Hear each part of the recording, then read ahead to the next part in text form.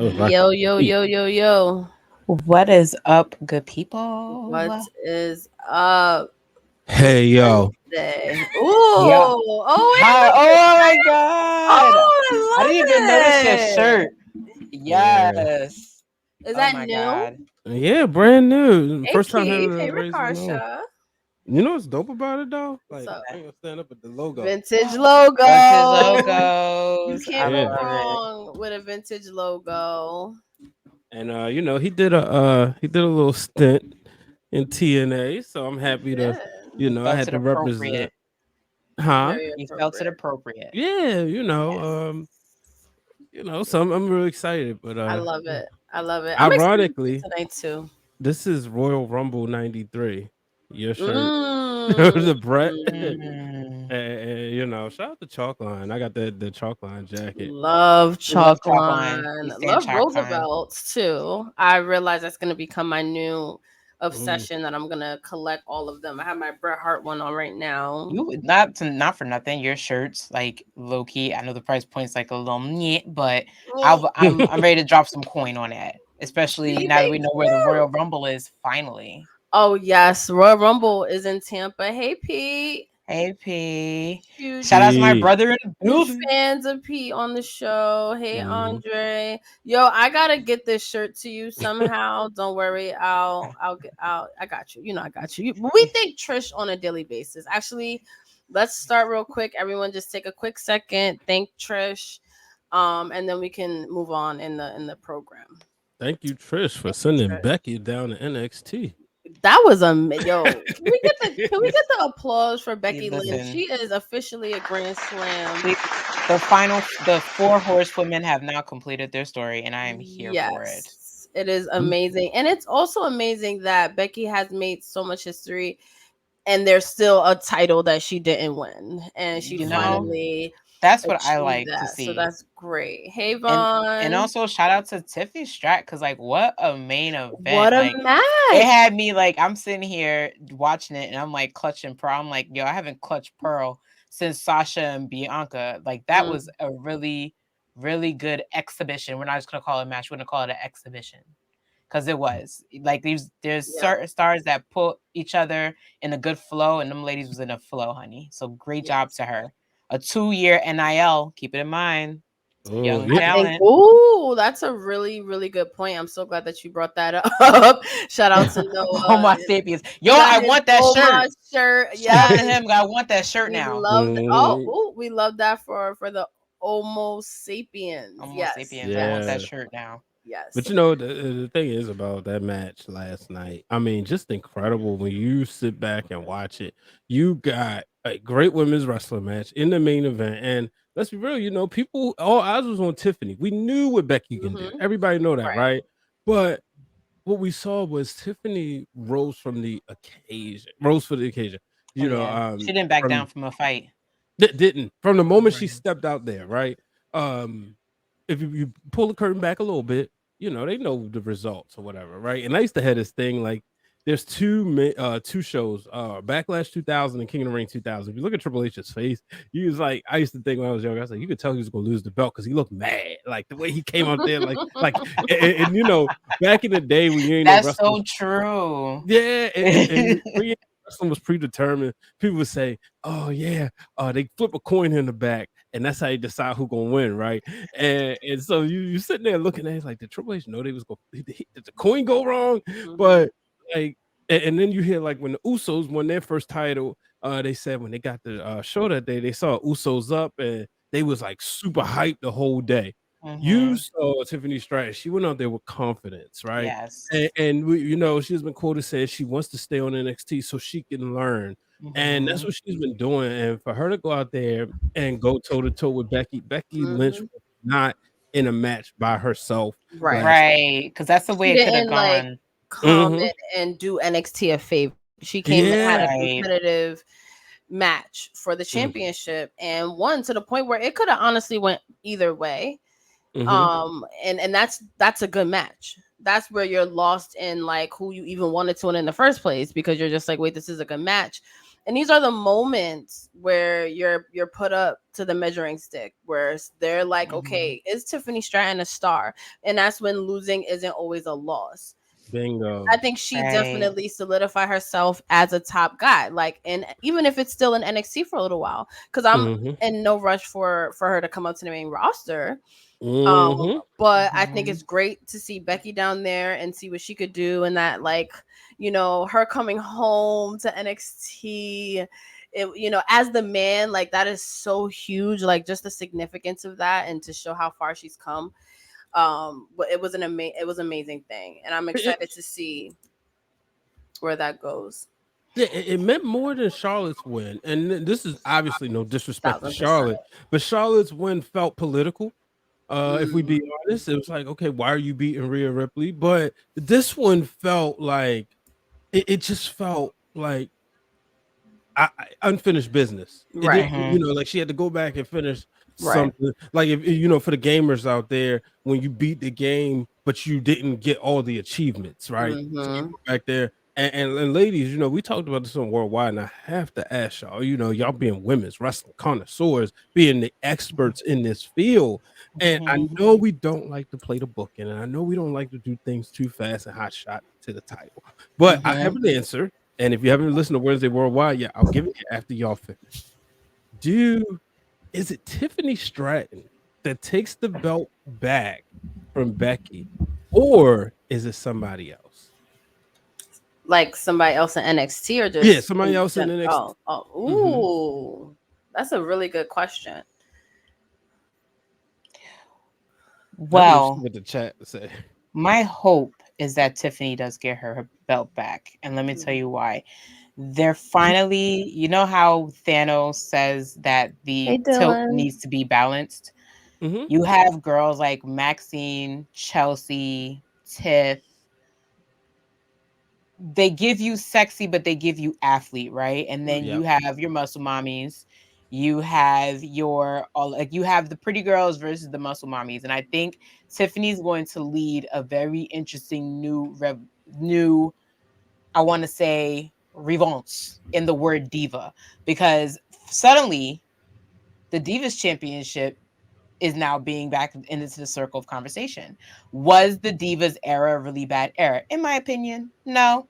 The marketing was there, because I told y'all before on the show, in a company like WWE, where men come to see men, you need hot bitches. And them bitches is hot. Okay. So, and if we're going to be really honest with it, I like Tiffany just for the thought of she came in, she learned an impressive 2-year NIL. She was a gymnast, went in, recruited, learned the craft, learned to sell herself, learned to sell her character. So for her to become an NXT Women's Champion off that alone, I think is very notable. I don't think her story is done. I think this is just the beginning of a beautiful book for her. But I think it's also an example of, okay, you guys were annoyed with this era of women because you didn't think they could do both. Well, let me give you a new era where women can do both. Right. No, I appreciate that a lot. And I agree with the Cora Jade. I think that would be dope. The fact that there's so many different, you know, people that we could think of in NXT that could be worthy. Because think about it, taking it off of Becky, I think it should be Tiff and then go on. But, you know, let's wait and see how that goes. Another thing I want to bring up, and I know our producer is gonna hate that I'm not going through the rundown. But I was gonna share my answer when you finish. Oh, okay. Well, no, share your answer first. Dana Brooke. And here's why. That would be, wait, dethrone Becky or Tiffany? Here's why. Dana Brooke. No, I agree with Becky? Yes, yeah. Because it's on NXT, right? It's no disrespect to NXT, but at the same time, it's also believable because Dana's been to the main roster. Dana's been to the promised land. You know, she's wrestled at WrestleMania. So it's like she kind of has that, okay, I came down here, I really refound myself. Like, yeah, she took a loss last night, but it was, you know, Dana's, if you pay attention to the way Dana's been losing, it's not the way she was losing on the main roster. She was getting squashed. She was getting just disrespected. She's losing because she's literally caught slipping, or she's like distracted with she's a real contender now. bingo. I hate to say. This is and what it's because there. listen, because who have we been here with before? Mandy Rose. Like Mandy Rose had everything. That's but exactly where I was going. It was just something missing. It was like the minute they put that crown on Mandy, it was like switch. Like even before she got the title, it was switch. So do I think they did the same thing? Yo, you in time out. Listen, put some respect on her like for 5 being the minutes. 24. And look, if she wins, right now, she could say, "I beat Becky Lynch for the NXT Women's Championship." Right, most of the that time, one, yeah, because like most of the time, like when Bailey beat Sasha, Sasha moved up, right? Becky can go back, you know, she'll have a run. I would like to see her have a run, you know, down there. I would say Survivor Series, Royal Rumble, do double duty. But then when Dana beats her, if Dana beats her, right? Now Dana has that in her feather. So when Dana goes back to the main roster, now she can always have that story. She can always call back, and she'll have more confidence in the WWE Universe will have more confidence in her character. And it's not so much of Becky Lynch losing to somebody who's only been in it, because there's a whole lot of younger women, but also like new to the business, right? So like, yeah, we know Roxanne's former champion. She's been wrestling since she was like 14, 16. But at the same time, to the broad audience, she's still younger. So Dana Brooke is kind of, she's a veteran. So it's like, that's a good in between kind of thing. No, I didn't even think about that, but that would be really dope. And I think about real quick, like Carmella, when she was a heel, her beating Charlotte twice and Asuka twice is kind of was a part of her shtick for a long time. And people hated the fact that she beat, how dare Carmella beat Asuka twice? Yeah, that blew me though. I'm not gonna lie. Like that blew me. But I was like, wait, let's use that for something. So no, I love that idea. But I wanted to quickly, I don't know if you guys saw, talk about some other big news. So, you know, PWI, they do the 500. They just announced that the women's 150 list is now the women's 250 list. And I love it. Yeah, so that's 100 more women. Like Beyonce said, I'm with my girls and we all need space, honey. Yes. So I can't wait for a couple years where it's like 500. Like let's be, especially if you have like the Tiffany Strattons and the NIL clearly being a successful way to recruit, you know, new superstars in WWE. So, and then also just everything happening everywhere else. I don't know if I can share this yet, but I think I want to give a fan club exclusive. But I have been invited to be on the committee this year again, and I was honored. Yay! We spent that twice. Two belts. There we go. But I was super honored to be a part of it, especially adding 100 more women was like, so I just really want to shout out PWI and that team. And if everyone can send Kevin, the EIC, some love, I'm keep it at that. But if you guys send him some love and some light and some prayers his way, so that's gonna be really, really, really exciting. I can't wait for let's do a giveaway to drop, huh? Let's do a giveaway. Fan club giveaway. We'll give away a magazine. On me. We'll give away a magazine. Signed by you, though. Signed by. Thank you, everyone. I really appreciate it. Thank you so much. Thank you so much. But yeah, it was hard. There's a lot. There's even more than 250 women. So to rank them or to even choose like who's on this list was like overwhelming, but like in the best way. Because like, you know, starting this podcast 5 years ago, it was the women's 50 at one point, women's 100 at one point, now women's 150, now it's 250. Then there's more women in general involved in wrestling.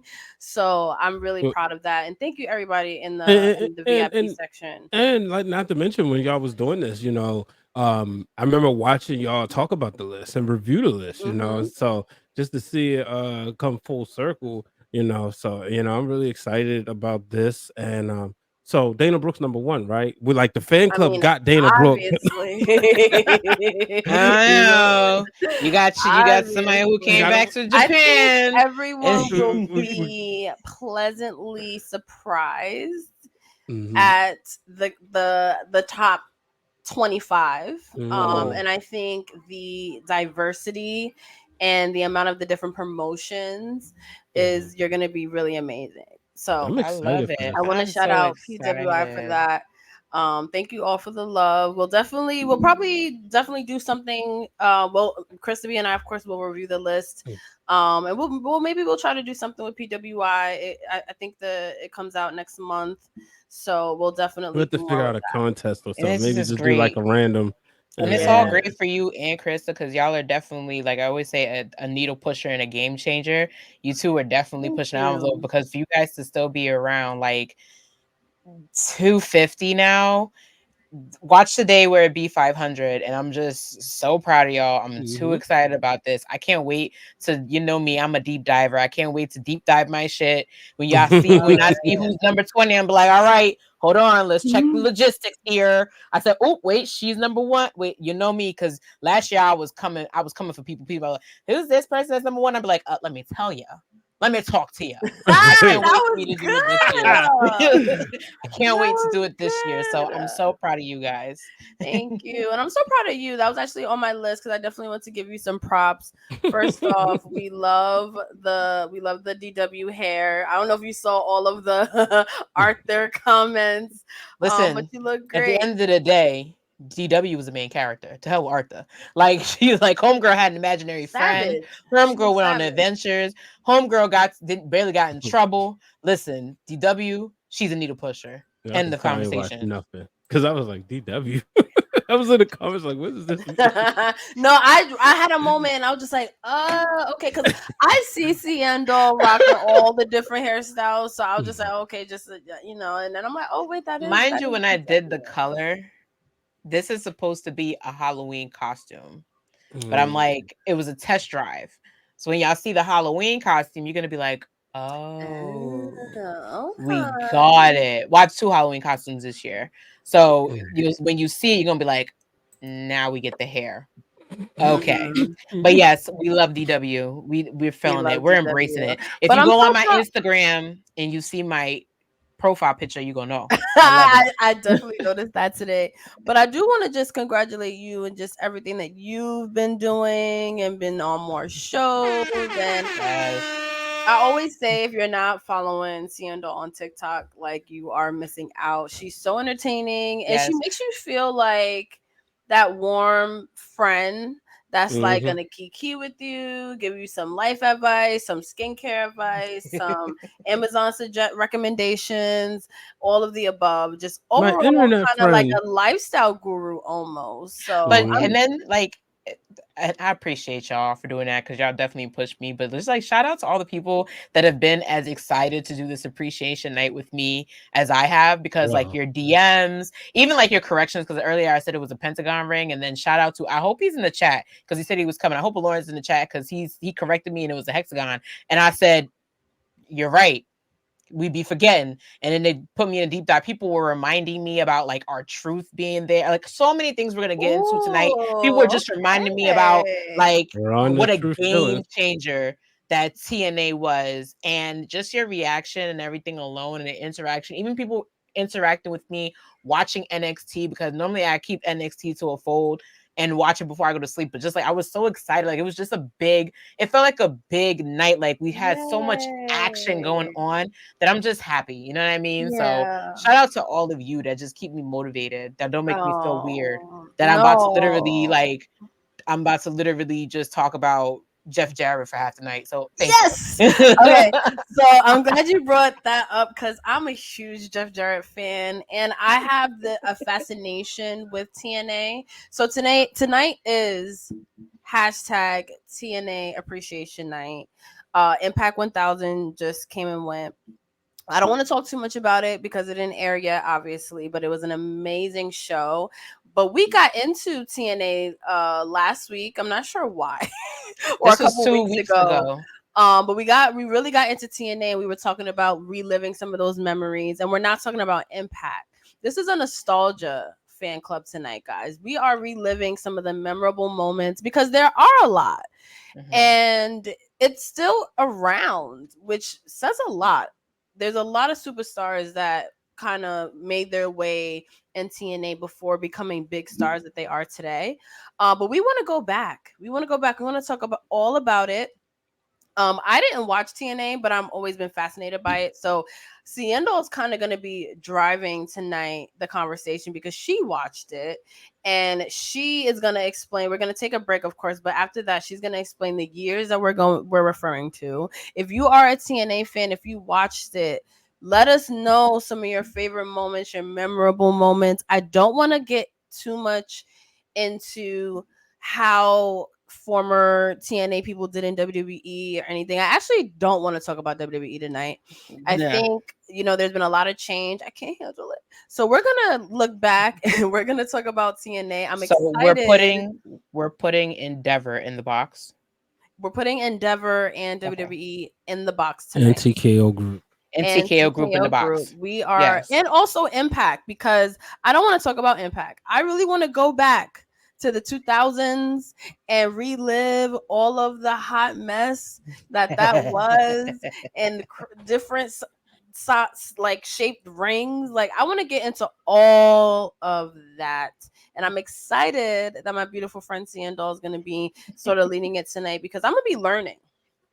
I'm going to be looking back on all of that and the legacy of it. And I think it's so good. Like, being a WWE fan is similar to like being a New Yorker, where you think that's the best all be all. And then you like travel and you're like, wow, there are other amazing cities. Not number one, but other amazing cities. So like, it's the same with WWE. You're like, oh, wow. Like it's refreshing over here. So I'm excited to hear about another company that kind of captured wrestling fans' attention after WCW ended, and it looked like Vince was going to take hold of everything, and people were like, nah, we're going to start something new and different and fresh. So let's take a quick break, and we'll get back to hashtag TNA Appreciation Night. Love it. I love it so what's up? What's your name? Justin. KRISTA B.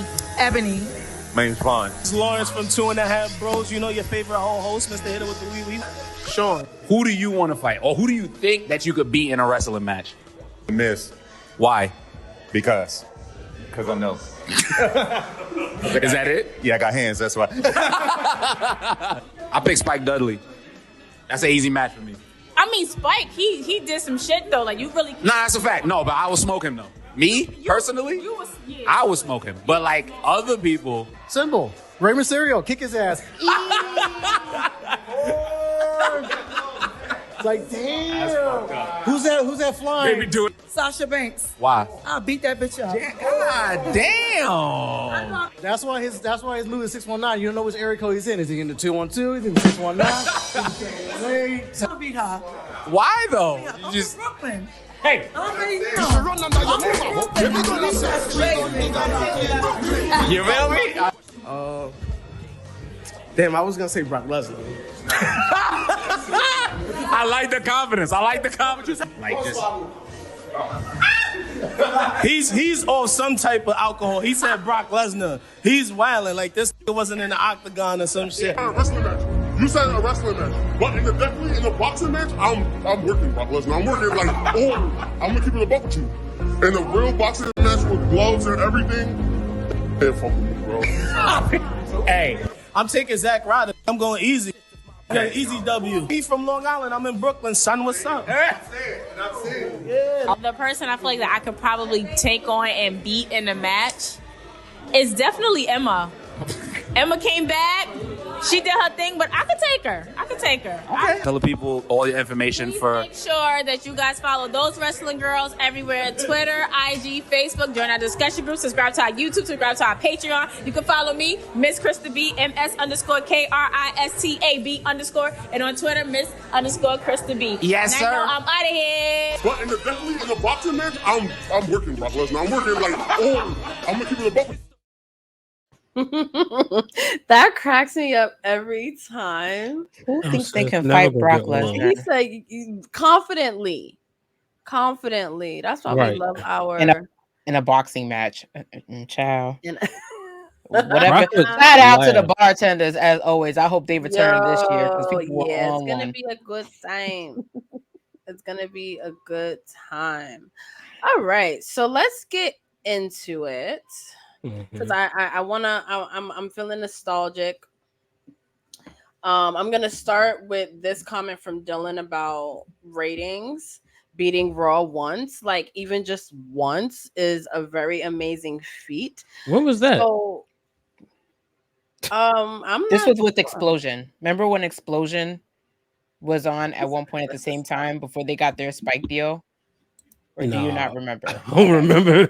Oh, all right. So we're gonna need somebody to bring up the stizats so that we know. So, all right, Seindole, since you never took a break from watching wrestling, how do you remember hearing about TNA? Were you interested initially? Like, what was the first impression you had on it? So I really remember watching it by accident because I remember seeing the Awesome Kong actually toss someone halfway across the ring, and I was like, "Oh wait, what's that?" And it was on an episode. I know we're not talking about Impact Wrestling. Impact was a show. So Impact was that show that rivaled WWE, and that's how, even though TNA was already on the back burner, they had like small little TV deals. Them getting that deal with Spike TV was really the exposure that they need in order to be on cable television. It was to rival, at the time, rival SmackDown. But then SmackDown had moved to Friday night, so it wasn't so much of a back and forth. But I just remember every time I would watch Impact, women were wrestling, and they weren't wrestling like bra and panties matches. You had like the beautiful people being being the resident mean girls that they were, going up against tag teams. And you had like Awesome Kong coming in there. You had Gail Kim had just went back there. That's when I really got into it, because after Gail Kim went, I started noticing a whole bunch of other women follow. You had, Brooke Tessmacher was one of the most influential knockouts women's championships on that brand. And it wasn't the Gail Kim show anymore. It was finally the women's wrestling show. And it was great to see them have a tag team championship.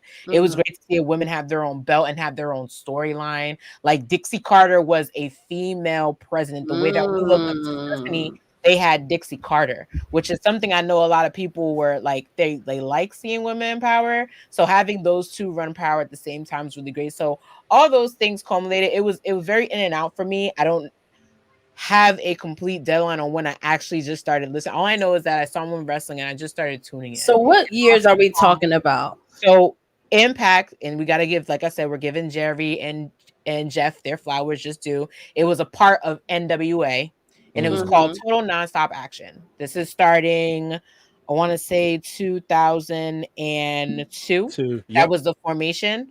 And then come around 2004, it started growing because, again, we're looking at WWE. The territories are pretty much gone. No more WCW, no more ECW. They're all merging under WWE. Indie shows are a thing. They're more of a town thing. They're more of those things that come about when wrestlers who didn't fit in WWE are back on the road, are doing backyard shows, don't mind performing in gymnasiums, but they're not televised as much. So here's NWA saying, okay, we have this obscurity that's actually gonna work. And literally nobody anticipated its success overnight. There were people begging to see more of it. And we're also in the age of internet where, like, if anybody remembers, you could tell me how old you are in the chat. I'm fine. BitTorrent. If anybody remembers BitTorrent, that's how you were originally watching TNA, like Total Nonstop Action. Oh wow. So Keith is talking about the first episode. What is the most memorable thing about the first episode besides it being like brand new? What did it bring? So did they start with the what was it, a pentagon ring? I always call it the 6-sided ring. I always call it the 6 ring. I mean, I thought it was a six-sided ring. pentagon. It's a hexagon apparently. It was a 4 ring, and then some reason it switched because remember they were trying to be different. They were trying to be innovative. So at one point, I want to say this was this after Vince Russo or before Vince Russo? Vince Russo had played some part in it. I can't remember when, because I know he came. They had started earlier in 2002, and Jeff Jarrett had joined July 2002. And that's when you started seeing the 6-sided ring. So I think he played some part in it. Yeah, so yeah, it was, they changed it. Dylan's right. They changed that back into the 4-sided ring when Nate came to power. Hulk and Bischoff. I forgot we're taking Terry out the box. Anyway, we gotta talk about him tonight. Him tonight because he did play a big part. And isn't it comical that he like went to a whole nother wrestling company and did like the same shit almost like him and Eric Bischoff. Allegations. Yeah, these are allegations. I don't want to get into allegations right now. That side of things. Before we get into it, Brian, did you watch TNA? I know you're like a WWE guy for the most part, but did you watch? What was your impression? Like, were you like, nice try, competitor, or were you like intrigued? So I was like intrigued around when I first saw the commercials, right? You know, I think Keith said it in the chat. When you up watching late and you just watching TV, cable TV, and you see, come check out. First of all, you see a wrestling commercial, and it's not WWE. You're like, wait a minute, because the thing about 2002, at this point, we're finally getting used to the fact there's only one player in town, especially all of us channel changers, right? So now you see, but then I remember seeing like Jeff Jarrett on there. I said, okay, cool, recognize him. Then I would see a commercial with Macho Man and Hogan, Sky Hall. Like everybody was coming, Mr. Perfect, people coming in real quick getting checks. Right. So when I first started watching was like 2005. And to be honest with you, it wasn't one of those things that held my attention where I was like, I got to tune in every week. Not until maybe 2009, 2010. Like nothing emotionally drew me in, but it would be like, okay, it's wrestling. No, false. The men's wrestling didn't draw me in. Like I was like, okay, I rock with Team Canada. I like the action, but it was really just Gail Kim and Awesome Kong. Those are the matches that I was like emotionally drawn to, that I wanted, that was like must see TV for me. Right. But you know, that was my knowledge. Like I watched it a lot more towards the end when, you know, I had to bring out the TNA belt for Seindole tonight. Oh, nice. So my God. Dude, so much history behind that belt though. I'm sorry. We're gonna talk about the face that runs the place soon, but Well, see, like one of my favorite moments was the whole Bobby Lashley Cowboy James Storm, you know, because if you remember, and Seindole, I hope I ain't jumping the shark too much. No, go ahead, go for it, because we're gonna get into him really quick. Okay, so you remember it was like 2011, summer of 2011. Yeah. Hogan does a radio show or something, and he blows the internet up because he's saying that Bobby Roode's not the guy, James Storm's actually the guy, and people are heated because Bobby Roode they was a tag team, and then, you know, Bobby Roode started getting this momentum, and I'm like, oh, I really like him. That's why I was honestly disappointed in his WWE run, because but understanding too, and that amazing, they gave him that amazing theme song. Glorious, and they just made him. They made him Dolph Ziggler's best friend. I was like, really? Like, do you know what gold just shit in your hand? Like, if you look at Bobby Roode's record, him and AJ Styles are like right here. They're not even like one up on each other. They like right here. And you gave the gold.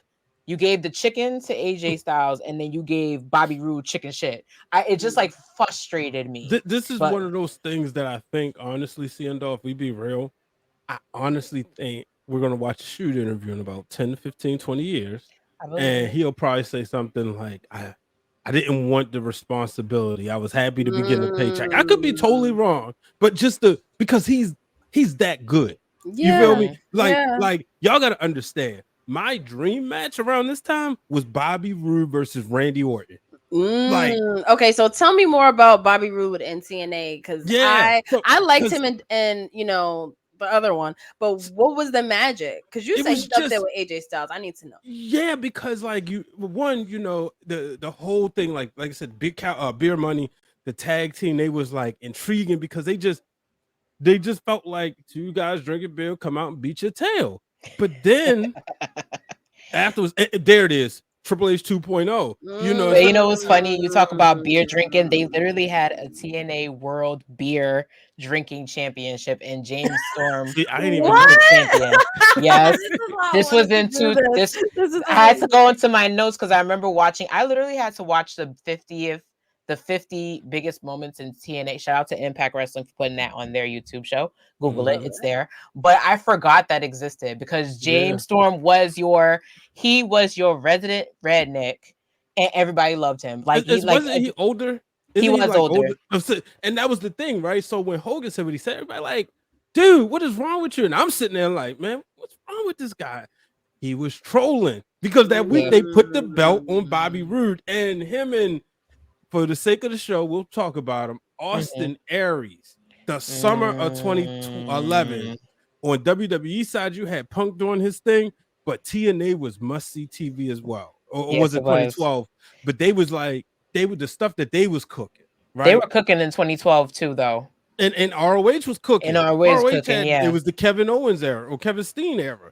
So, like, wrestling was so good at the time. And this is also like, and this time is fun for me because this is the beginning of the wrestling realm. Like we're in year 2. Yeah, we're in year 2. So, you know, there's shows when we would do, it's funny because it was like sort of like a timely show. Yeah. But there's a lot of TNA discussion, like when Kenny King was doing his thing. When you remember when he left ROH, was he? He was technically still with ROH because that was the interesting thing about TNA too. That I feel like a lot of people were going to TNA even now is that you can literally be like, I want to wrestle on this show, and they'd be like, okay, and then you but remember, so here's the funny thing: Kenny King and Red Titus had just won the ROH tag titles, and then a week or two later, they were on Kenny Impact. King. Right, so my boy Glenn, shout out to Glenn and Corey, my Kicks on My Fix, and my boy Champ Creed, they used to do a show, Wrestling Marks of Excellence, and every week they would have Brian Hebner on. And I remember listening, and Hebner said, watch tonight. All I'm going to say is ROH. So I'm tuning in, and I'm watching. Impact, like Thursday night was Impact, right? So remember, you got Raw on Mondays, Thursday Impact, SmackDown on Fridays. Right. And all of a sudden, Kenny King shows up. And it's for that level of wrestling is the equivalent of Lex Luger showing up because of the fact that you just won the tag title. What are you doing? But like why are you here? The money was better, you know, because they was probably getting. I mean, obviously, they was getting more money than what they was making in ROH. But that was the thing you also appreciated about Impact. And I will even say this to this day: the quality of wrestling has always been good there. I know we love our independent wrestlers, right? But AEW has watered them down that to the point you cannot, unless you really protect your brand, like Jay Bougie, you can't be a indie superstar that's sought after. Shane Taylor was probably the last one because he was smart and he didn't do the AEW darks after darks after darks after darks. You know, but TNA wasn't like when you went there, you knew, okay, this guy or girl is legit. They're not just having 3 or 4 matches under their belts. You know what I mean? Like you had to earn your way, and you still do for the most part. You still do got to earn your way. But yeah, Bobby Roode over there, and just the incredible heel. Like everything you saw in NXT, it was like just on a slightly bigger scale, just because they was on cable TV. Like when he was in NXT, his run, if I'm not mistaken, is still during the WWE Network era. But he had that run on Spike TV, and that's what made Bobby Roode, man. And like I said, him and Austin Aries, they was just cooking. And then, like you said, AJ Styles. Oh my god, with no personality though. Like baby AJ Styles. I swear to God, like it's funny because when he first started, automatically they were like, this is our John Cena. This is our John Cena. Mm-hmm. But because he was just like the GOAT, like he literally was babyface. He was involved in everything. His feuds with Bobby Roode, his conflict of being good or bad or being on top with James Storm, like Austin Aries at one point getting on his nerves for like 4 straight weeks because he thought that he can have a run at the TNA title. Like if you were not on the map, if you did not fight with AJ Styles, like some of you are like, and I know we weren't going to go into a lot of WWE superstars, but like, for example, I enjoyed watching him and Samoa Joe solely because he can catch Samoa Joe out of his element. And that was rare Samoa Joe, because Samoa Joe, like I said, he is a technician, but Austin Aries had kind of already been established. He'd already been to Japan on a first run. He'd already been to the Indies on a first run. He'd been with ROH before he had settled into Impact. And then when he became a free agent, it was like, okay, why didn't he stay in Impact?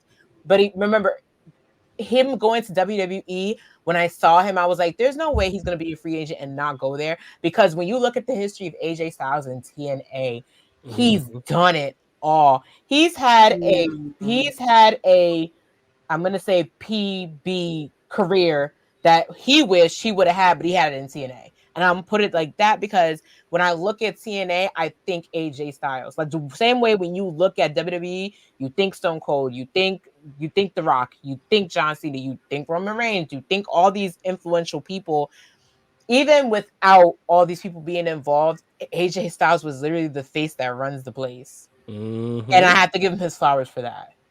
But you know what the crazy thing is? Like I said, he didn't even have a personality. Like and it's he really funny. Didn't. Listening to something to wrestle with years ago in the prime of this show, and Bruce Pritchard said it. He said the AJ Styles that you see there is the AJ Styles they was trying to get in TNA. And it's just like, because the in-ring stuff was there, but he was always doing different things. But if you could just imagine, like when you see like his I think what is it, the 24 when he was at the Royal Rumble or his Untold, and you see like he said he left because they wanted him to take a pay cut, and it's just that's like WWE asking John Cena to take a pay cut. You know, he was the face that runs the place, but you know when you think about like AEW does this thing called pillars, and you can make the argument and let me know what y'all think that. At that time, if they was to classify pillars, it would have been AJ Styles, Samoa Joe, Christopher Daniels, and Abyss. Oh my God, I forgot. Oh, dude, Abyss is somebody I think he don't get enough credit. Yeah, he don't get enough credit. He don't get enough credit at all. I always thought that if he showed up in WWE, he could have went toe to toe with Kane, and it would have been believable. It wouldn't have been. A lot of people wanted that. Yeah, it wouldn't have been looked at as you not on our level. It would have been like, oh snap, this guy meets his match, meets his match, because he was just big. But I didn't like the Joseph Park stuff. I just like it was like worse than Biker Taker, worse than Corporate Kane. I get it, but now he's a producer at WWE backstage, and I think it's just because now, like, it's gone too far. It's been too far from it. But at that time, Abyss was somebody, because like if you're not watching the product, but you turn it on, he meets the eye test. Like, whoa, who is this guy? Right. I need to see what he's going to do. That's how intriguing he was. Yeah, I'm like looking him up, and it's like. It definitely catches the eye for sure. Like the mask. Yeah. Like that's really, really cool. And it's also like unique. Oh my God. Oh, okay. Go ahead. Yeah. No. Okay. All right. But if we're going to talk about Abyss, I want to bring up some interesting facts. So to clarify, the 6-cornered ring, when they debuted on Impact, they debuted Impact in 2010. That's when they brought in the 6-corner ring, and they used it up until 2018.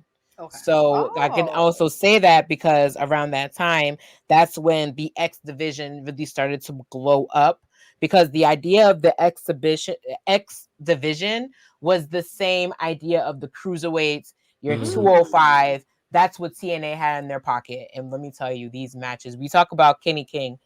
I fell into obsession with Kenny King, and it wasn't because he was a black man flying through the air. It's because he was a man flying through the air. So no, that ain't reason why. Was it because he was Chippendale dancing in Vegas? No, I didn't even know he was Chippendale dancer. I was too young to cut out. That had nothing to do with it. I didn't even know what Chippendale was. I thought it was the Chipmunks having like a Broadway musical. Anyway, I did not know what a Chippendale dance was. That's the honest truth. I didn't know what Chippendale dances were until like 2019, conveniently. And then I found out he was a Chippendale dancer. But anyway, getting back to the point. You had a lot of good people besides him. You had at one point Kurt Angle had tried to become an X Division champion. You had the standards for it was that you couldn't perform if you had to perform if you were under 220. So it was interesting to see like that Kurt Angle had argued one time that he couldn't do it, but it was like, dude, you're like 230, so don't try. But that's like, what I was confused about. Seindole, yeah, no. Because when I started watching, I was like, okay, is this their equivalent to the light heavyweight championship or cruiserweight? It was definitely. But Samoa Joe was putting on bangers. But that's because who's going to tell Samoa Joe no? I Brian? see that, and this is why look you're here, because you're able to break this down. You want peace or you want problems? What do you want? Okay. This dude be hitting people and then he just walk around. This is the same guy who knows you're going to collide and he walks away. And mind you, when he started doing that, and people knew that he started doing that at Ring of Honor. Shout out to my first Ring of Honor show where he did that. But then when I saw him do it on TNA, in my living room, I'm just like crutching my stomach because I'm like, no, this man ain't about to do this on national television. And Lord behold, when him and Christopher Daniels had a match one time and Christopher Daniels was about to hit his best moonsault ever, and he just walked away. I said, Lord, this man. I said, he really don't care. And that's what you can respect about TNA Samoa Joe, because people be seeing, that was so good. That was so good. And then we ain't gonna that's talk what about you the can bars. respect. Yo. Oh my God, we need a Samoa Joe appreciation night. We do. Okay, because we need to get Samoa Joe on Samoa Joe appreciation night. After promos, storylines, moves, he's just commentary, acting, like he does it all. And then I want to also get into, I call them your veterans. I don't know if it was me, but I don't know. I'm just like, when I talk about exhibitions, I think the reason why I'm so into Tiffany Stratton is because I was so into Christopher Daniels wrestling. His moonsault, like when I tell you this man used to jump off the boat like, hello, lariat. If you can't do it like him, don't do it at all. Shout out to Logan Paul for getting the assignment, because that lariat, from the lariat to the best moonsault ever, I swear. It was like watching, like, you know that song that's like, like every time Christopher Daniels used to wrestle, it was just like that. Like he used to bounce off the rope and you just hear opera. Like shout out to him. Shout out to Kazarian. Because to me, they were one of the, if not the most influential, they were one of the best. Talk about a tag team that wasn't even supposed to be a tag team. They were one of the best. There's so many people want to get into, because in that era, you had people that were willing to accept people who were like done with WWE, but also stick around to still be involved. Like, I think the worry of some of the talent that did go on, I'm giving them an honorable mention. Of course, we're going to talk about Kurt Angle. We're going to talk about Booker T, being him and Miss Queen Charmel going back over there. We're going to talk about Kevin Nash, main event Mafia. Please talk about Bobby and Crystal Marshall. Go ahead. Not just what you talk about. We're gonna give WWE this little bit of time. Go all ahead. No, I was just saying, just because like we got to see they were a power couple. They was a power couple, and especially with like Bobby Lashley, we kind of got to see, like, he was in TNA. It was the thing, where they go over there and finally get the respect. And then come back, like we seen it with Drew McIntyre, but let's not act like Bobby Lashley didn't do it. 1,000%. So what was he in TNA? Give me an idea of Bobby Lashley in TNA. He was the Bobby Lashley that was in ECW, but they didn't let him cook enough. Right. So he went to TNA and he finally got well done. I'm gonna put it that way. They didn't give him the treatment. They gave him the Hurt Business treatment in TNA, but it was longer. That's the best way to describe it. because like you said, ECW, you knew WWE had plans for him. It was just a matter of making it work because they was trying to they want him to be, more of a talker and all that other stuff. Right. But to see like CRISTA Marshall be able to go over there, who at one point was like my favorite WWE diva ever. Google her. But it was just you got to see her, obviously use the mic more and just be there with him. So you had like two Black Power couples. I don't know if they was there at the same time. Seindole obviously know better, but you had them, and then you had Booker T and Sharmell. But yes, you did, but he was more involved with like the main event mafia at the time. Yeah. That you were able to focus on the main event mafia with them being in it, and you were also able to like bask in the glory of strong. But we talking about Black people, Seindole. One person that I always think about when I think about TNA, going all the way back, and I think you might know where I'm going with this. Monty Brown.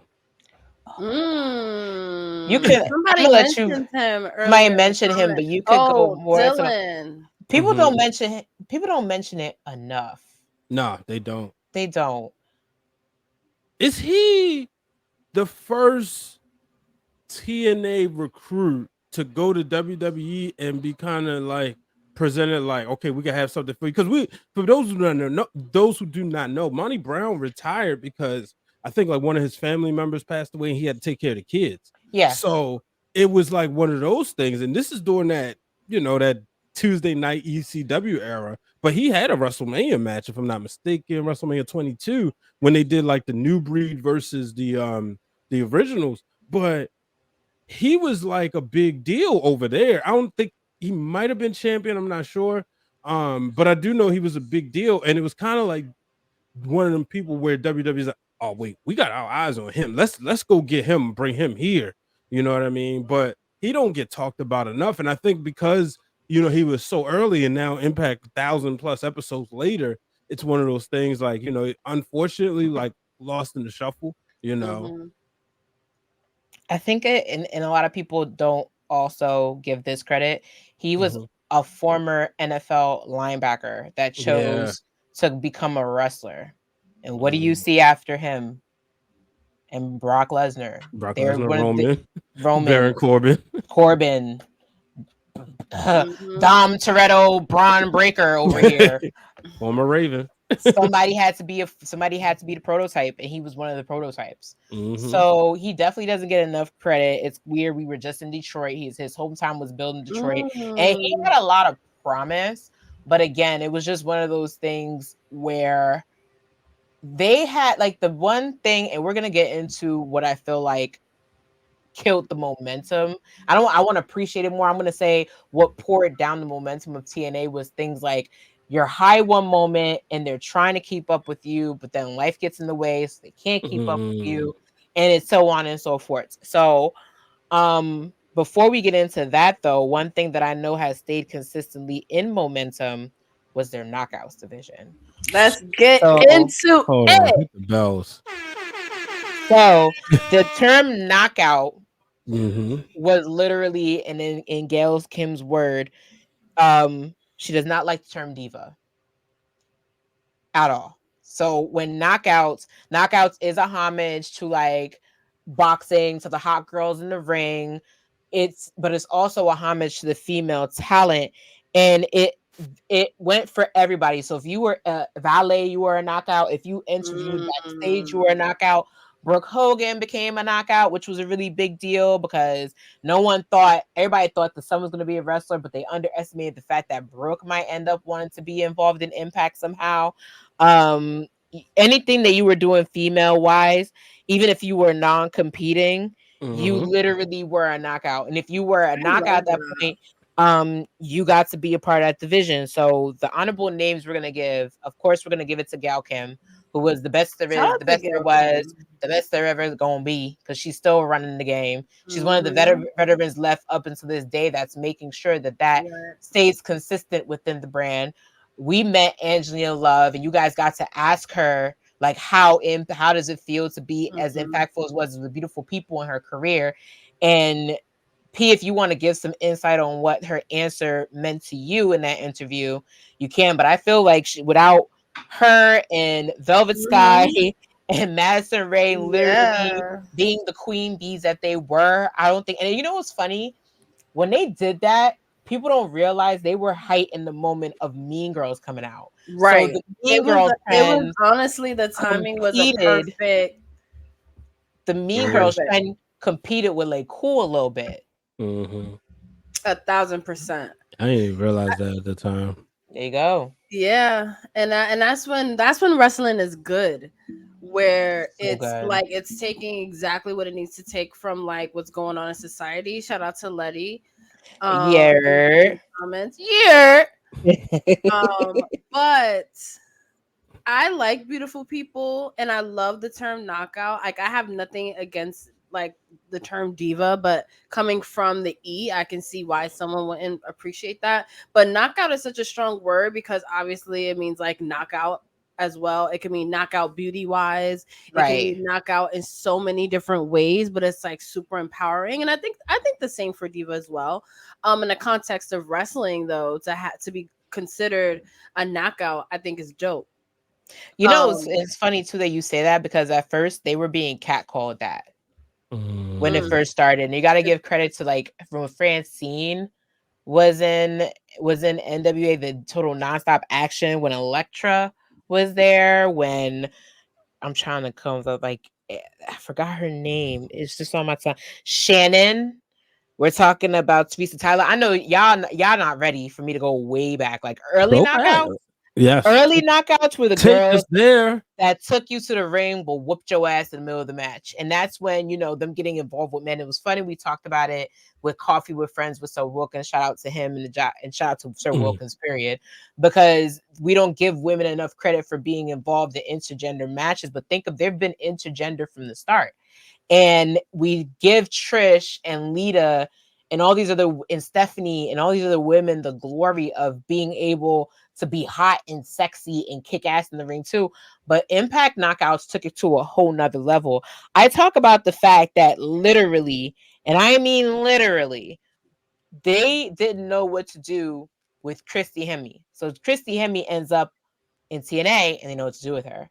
We talk about the fact that literally Brooke Tessmacher came from being an extreme girl when she was with Layla and Kelly to literally being a back-to-back knockouts women's champion. Like it put and here go Keith. Keith already know I was going to bring up ODB. Yeah, we're gonna have a moment about her at some point. Her, I don't know what it was, but I knew men were weird or in a significant way of interest.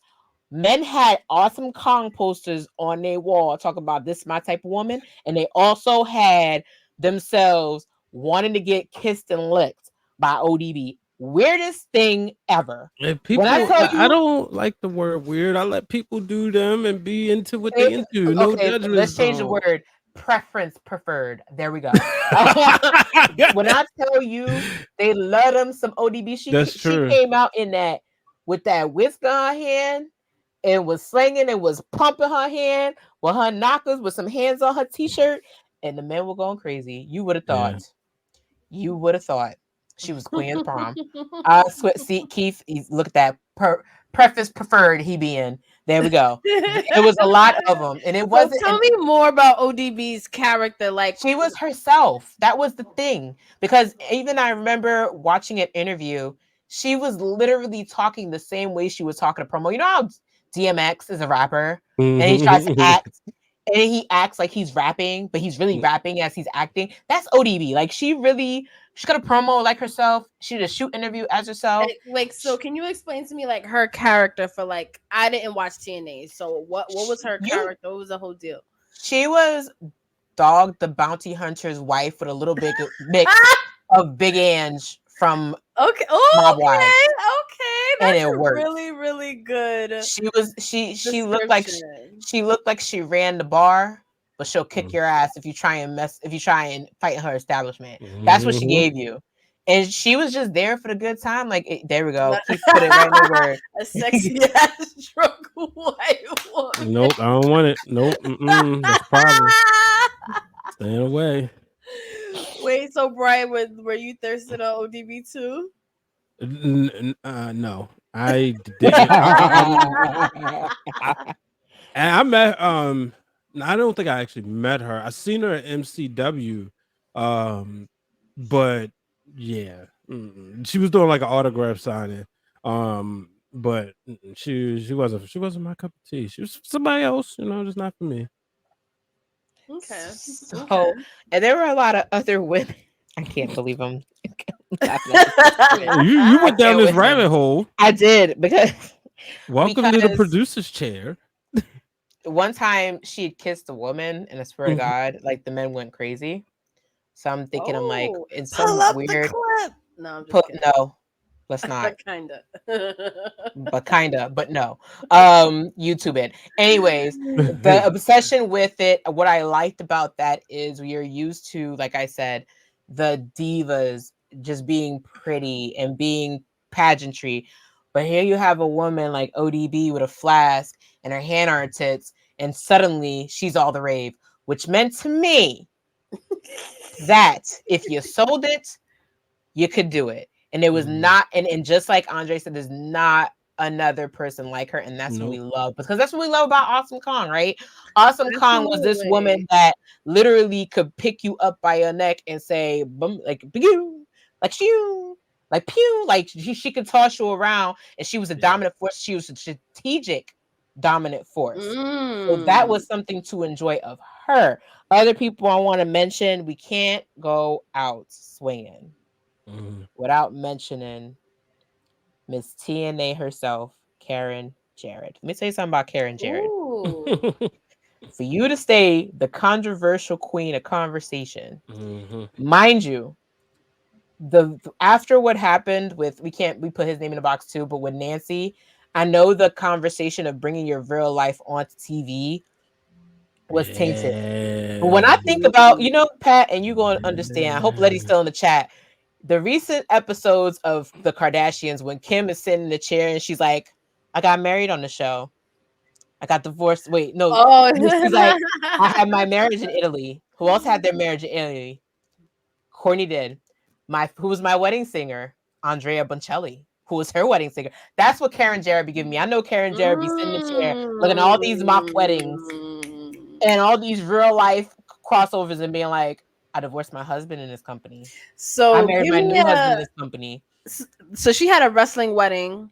Yes. I know there's a story behind Karen Jarrett. So give it to me. I don't know. Give me a quick rundown. Can we do it like Justin? Yes. One time. Yes. Shout out to Justin. Explain it to me like I'm 5. All right. We love you, Justin. All right. So I'm explaining it to you short way. Okay. So like when Kurt had came in, him and Karen were going through some problems. They were going through marital stress. She met Jeff Jarrett. Somewhere within that blend, they really, like she said, we're done with this. We're done with this marriage. You're Perk Kurt, and I don't like Perk Kurt. We're done. She meets Jeff Jarrett at the same time. They become a thing. It's slowly because they turned their uncomfort of being around each other, knowing that not only are you technically not divorced, but you're about to marry this man on TV, and then you marry him again in real life. And then they continue to make Kurt's life a living fucking hell. And in those exact words, they continued, like Kurt Angle got the Kevin Sullivan treatment. But it went on for weeks. Like weeks on end. And it didn't help that Jeff Jarrett was on a power trip with the TNA championship. That didn't help. And then you had him also annoying the piss out of Sting, and Sting was not bothering anybody when they decided to bother Sting. So Sting was like, okay, you want to mess with me? Oh, okay. I'm going to be, not only I'm going to be the enforcer, I'm going to make sure that you and your husband don't have a job, because both y'all pissed me off. So then he brings Kurt back into the fold, and it was just a great episode. Remember Passions, Justin? Sorry, remember Passions, Brian? I didn't watch Passions. I just do you remember it? Do you remember the angle of, okay, do you remember the angle? Do you watch it in a hospital? No, YR only. God damn it. YR only. I'm trying to think of a storyline that would have fit it. It had nothing to do with an Abbott. It had more to do with Shamar Moore's character. Remember when they were questioning remember how it was back and forth when they were questioning the fraternity at Lily? I've heard about it in old school YNR Twitter. It kept me up. Yes, that's how back and forth it was. It was that. Mm-hmm.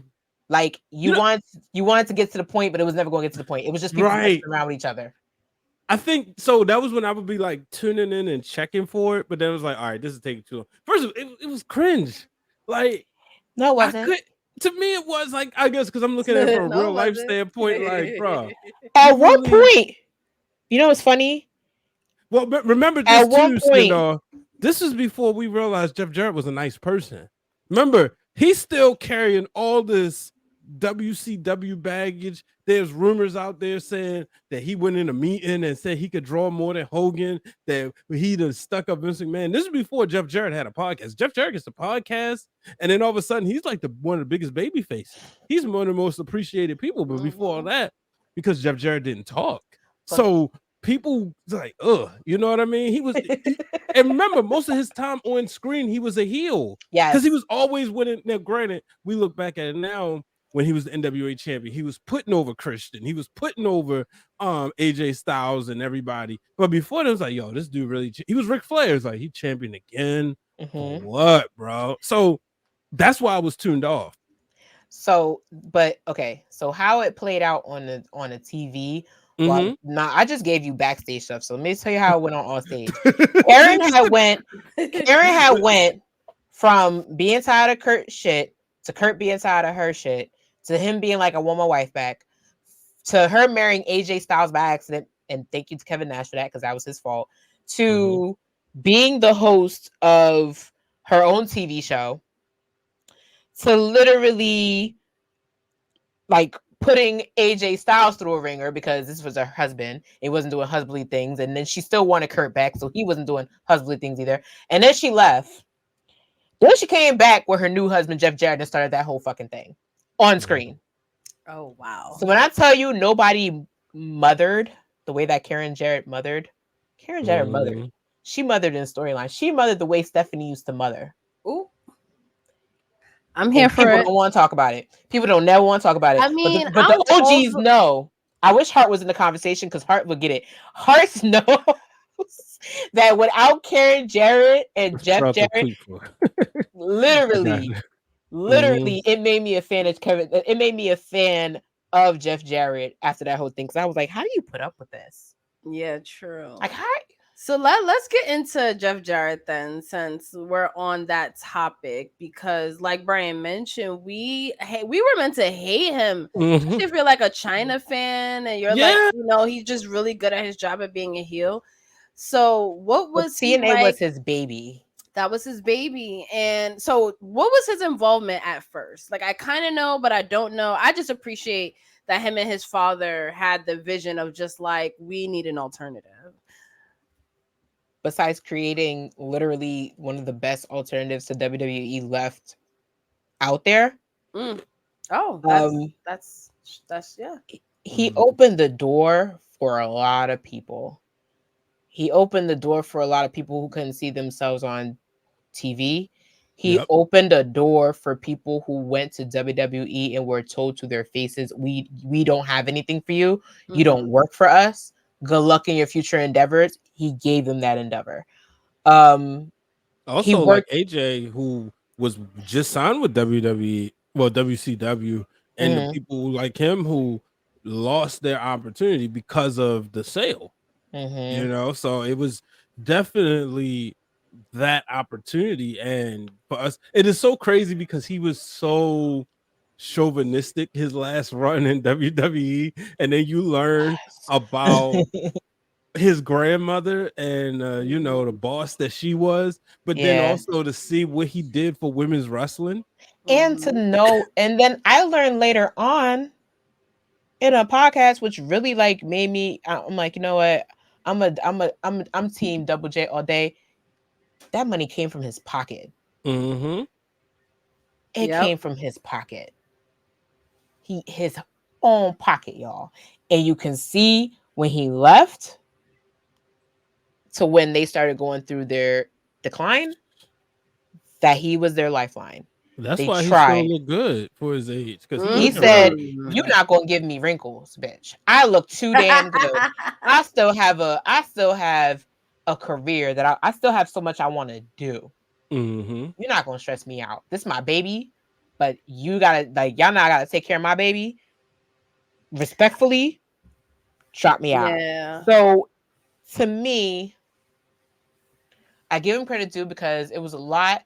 People were expecting out of TNA for it to be another WWE. To me, it was not. It wasn't. All these, and like I said with trolls, what you see with AEW, the same reaction without the internet community being more rampant was said about TNA, but it still went on to do everything it could do to be viable. They had went from recording in one place to finally getting into major cities, and it worked because of it. It honestly didn't feel like WCW until like the late 2000s, early 2010s. It felt like its own entity. You know what I mean? Sure, the names and seeing the people there, but it just because of the look, the six-sided ring, the cage match, the Ultimate X match, the I forgot the other type of match they had, but it was just like so much stuff that they used to do made you like, you know what, I'm gonna tune in. But and again, like I said, just the women's matches, and then they also had video games. You know, I mean, the game was They had action figures. Yeah,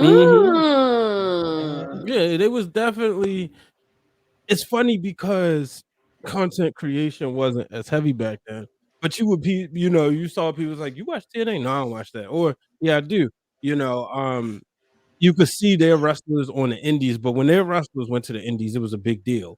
You know what I mean? It was like it wasn't like it was you know it felt like okay, they they reachable or whatever.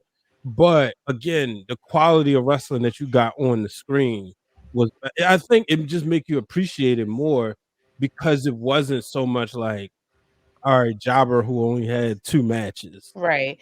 You And know what I mean? and then we talk about the impact. We talk about the knockouts, right? I just remember they're not like, you would think that you'd be like, okay, this person's compared to this person WWE. Seeing Velvet Sky be as passionate as she is about wrestling, and seeing people gravitate towards her, seeing people gravitate towards, like, for example, somebody who's in the now who returned because she loved that part of the business so much, Tyler Wilde. People forget that Taylor Wilde, she was a part of the first with Sarita. She was the first ever Knockouts tag team champion. That's huge. That's huge. Yeah. Because I saw the vision of, okay, we got all these women that are willing to work. Why not have a tag team division? Did your other favorite brand have a women's tag team division? No. Why? Because you had people back there that were like, no, these women are here to work. Bet. Let's give them some work. Let's see if they can become a team. We know women can be catty. We don't care if they get the belt and they beat the shit out of each other after that. But I know it's gonna work, and it worked because you had people step into the fold to literally make teams like they do in WWE now, and literally become tag teams because they're like, we want a piece of the goal. We want to show how great we are. Here's the platform for it. I always give like, I was impressed with like Taryn Terrell. I was very impressed with like the way Madison Ray evolved as a knockout. Fascinating me. Now she's literally where she's at AEW, giving the future of the AEW's women's division a chance to do the exact same thing. So these girls got their roses and now they're out giving flowers to the point where everybody was so people I saw. And shout out to Velvet Sky. She did step away from NWA, but I know P, she was at the 1000 show because is no TNA without the beautiful people. Nope. Definitely not. And I don't even want to say too much about the show, but when the beautiful people made their their surprise entrance, it was probably one of the biggest pops of the night. And I think Yeah, and I think it's if you like you said again, I'm new to it, but you can't talk about the legacy of TNA 1,000 episodes of Impact and not talk about the beautiful people, and the fact that there was so much time given to the knockout division during that show. Just really, it was very eye-opening for me because I'm not used to the women's division literally being looked at in the same level. Like it feels 50-50.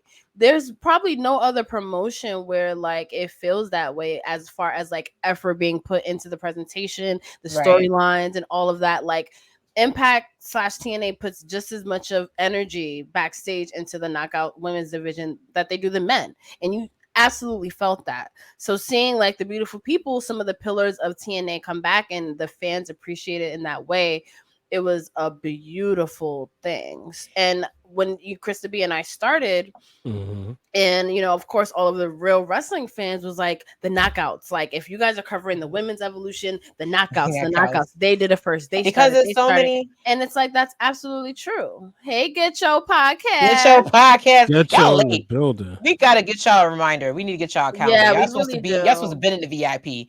Y'all come in between when the drinks are pouring. Since y'all like always VIP. Day Come on now. One.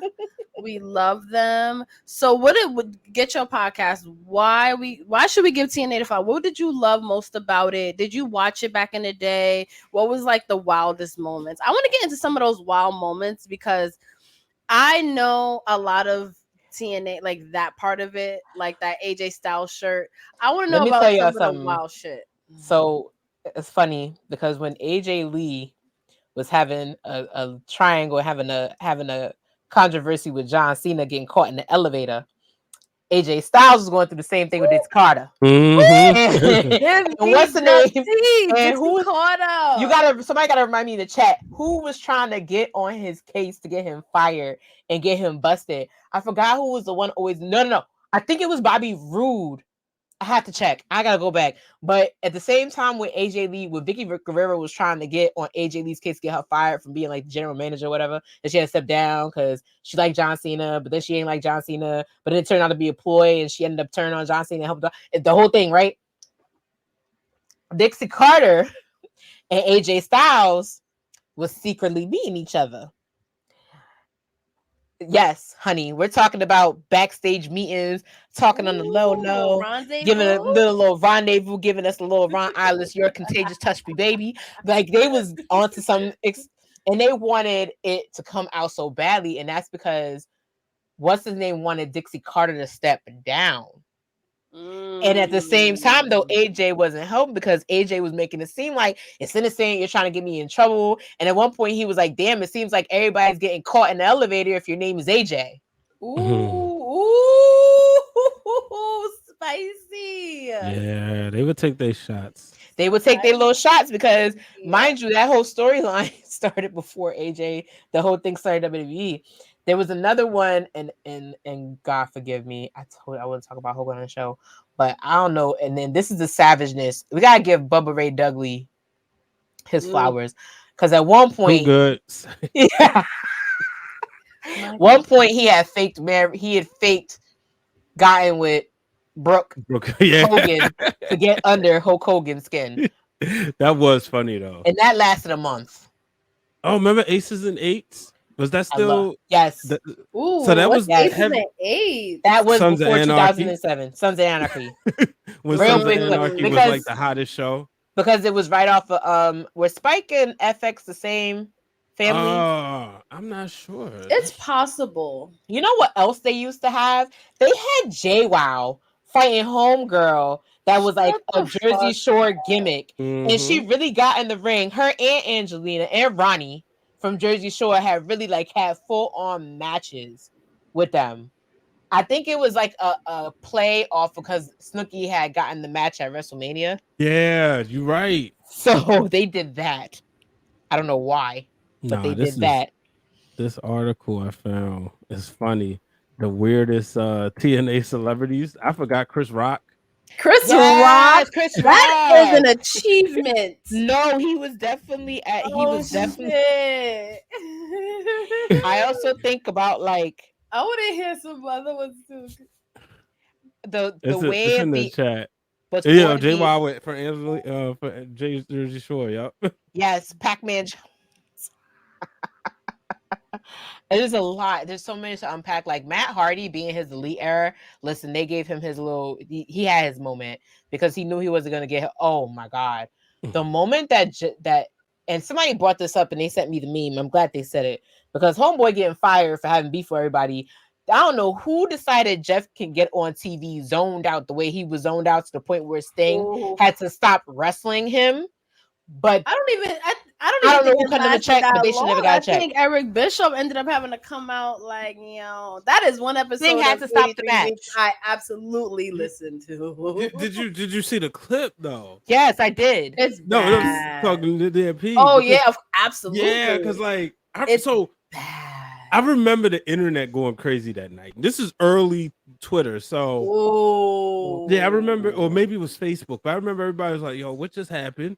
And I watched. I'm like, and it just kind of lets you know, like, all right, now we see what's wrong with this company. I hate to bash it, but it just was one of those things, And Wealth Warrior brings up Pac-Man Jones. Like Pac-Man Jones, this is like right off of where he's like, was he suspended? I think y'all let me know in the chat. I believe he was, he was definitely getting into some trouble in the NFL, but he was still like one of the top players in the game. He was in trouble in the NFL. He was? Yeah. Okay, yeah. I thought it was like around his suspension. But yeah, and that's the thing about like the name R-Truth comes from TNA. He was because he was K-Quick.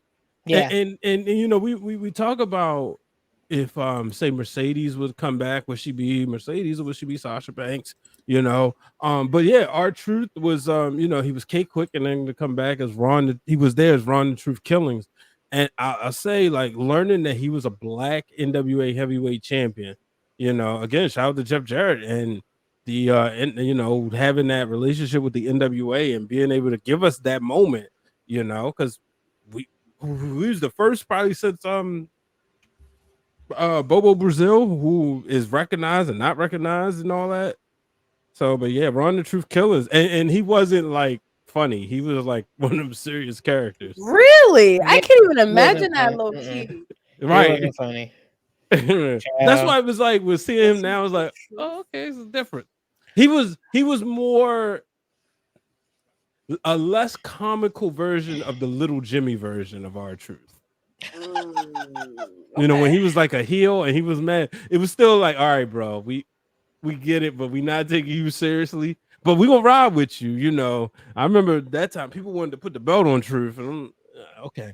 But he wasn't taking off a Cena for him, but it was still. But yeah, over there he was a big deal. I want everybody to think about you think about long-standing feuds, and I definitely think Sting.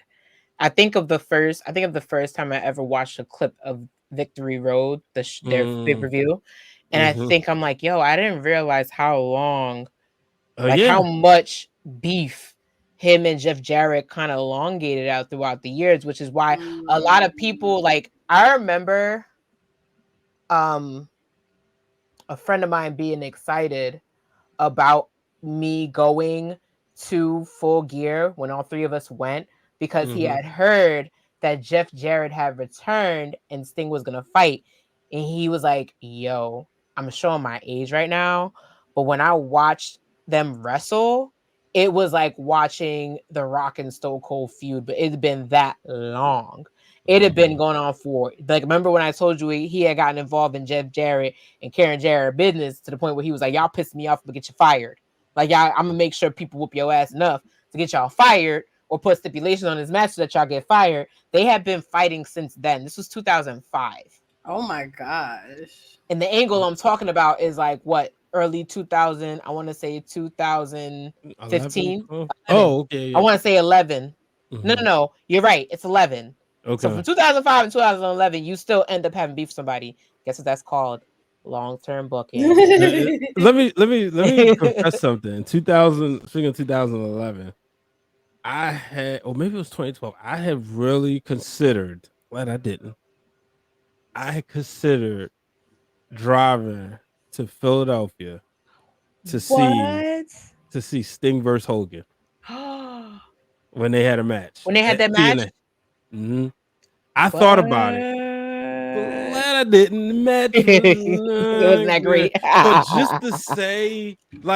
just to say, I saw those two wrestle each other. Mm-hmm. You know, sometimes it would have been cool because I never got to see Hogan wrestle live and never. Yeah. Yeah. Hold on. You know, it wasn't that great of a match, but like if you had went to see Lockdown, you would have been able to see Abyss versus AJ Styles. Yeah. We're just having all type of technical difficulties over here, but you would have been able to see that. Yeah, that would have been worth it. It would have not for nothing. I always wanted to wonder how they were gonna get like a cage around a 6-figure ring, and then they figured it out, and then like they just beat the living crap out of each other. Clip that always go viral? I never know your name. The black dude who you know exactly what I'm talking about. They got the over the camera angle, and he scaled the cage and did the Hurricane Rana. Y'all know what I'm talking. I see that clip all the time. I've seen that clip all the time. That's Elix Skipper. Yep, Elix Skipper. Elix Skipper, right? And I don't know nothing else about my God. except that move. He don't get enough, dude. The way if they put him on NXT, you know who would have a great match with him? Wesley. Yes. Oh my God. Ooh. That sounds Y'all gonna have me want to dream book again. I used to dream book heavy back in the day. I used to dream book heavy, like James, like Randy Orton and James Storm fighting all the time. Yeah. And then JBL was fighting James Storm all the time. I used to dream book so heavy. Back in the day. Y'all gonna have me doing it again. But the one person I want to talk about, since we're talking about X Division, I want to talk about Alex Shelling because I feel like Baby Strange, he also don't get enough credit. He also doesn't, like, he was unique in his own way. He held down. He's an OG. If you look up clips of TNA, you will see Alex Shelling in there somewhere. You see a lot of clips of a lot of people. Xavier Woods started out there. Consequences Creed. Gotta pay that homage. Oh my God, y'all! Woo! I couldn't watch. Yo, talk about Kurt. We need to talk about Happy Hour. We need to talk about Happy Hour all day Flair, because the way he was in there, and I watched the whole thing when we first said we were doing the tribute, but he was like, I could kiss anyone, even that fat one right there, and they cry. Him and Jay Lethal, mind you, Jay Lethal is telling him, listen, and people, I never realized what he meant by Space Mountain. I didn't realize what he was talking about. No judgment. Him and Ric Flair, like Ric Flair pelvic thrusting, showing that he still got it, and then both of them throwing down their jackets and throwing shoes. And what's the name? Yo. That's like a classic moment. Mind you, Ric Flair went out there to put over like 4 people and ended up like embarrassing himself, but making it funny. Sounds about Flair. And then Jay Lethal made himself a household name at the same damn time to fuck the people that he went in there to go put over. Like him and Ric Flair are the most viewed YouTube clip from TNA on the channel. Wow. Oh, like, wow. But you talk about YouTube clips. You talk about most viewed. There was a time, remember Steiner Math? Okay, I hear that term all the time. You gotta break down Steiner Math, bro. You gotta break it down. You know, that's on you because I don't know.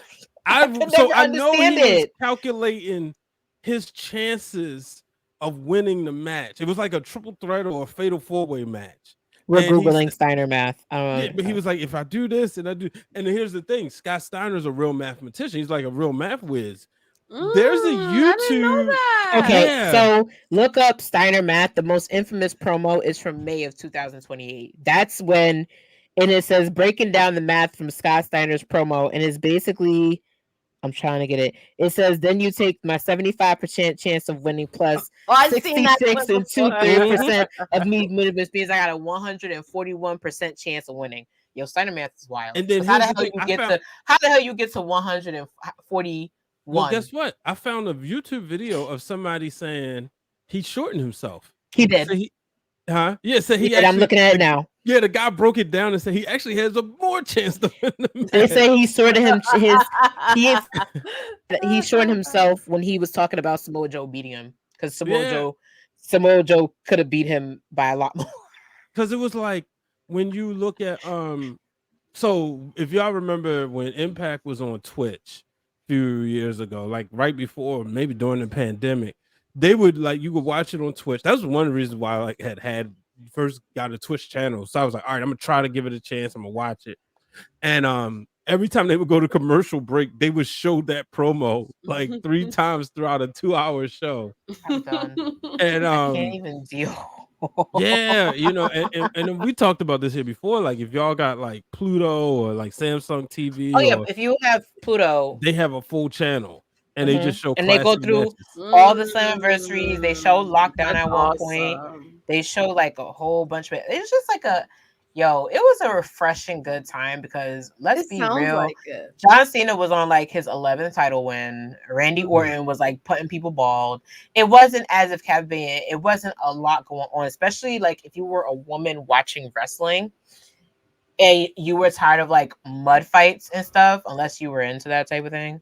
You did watch for the women. You did watch for X Division, because also the cruiserweight has slowly been on its decline in a lot of other brands. And then you hear about like in the indies, you hear like Ring of Honor slowly coming back, and CM Punk is reigning there with Raven.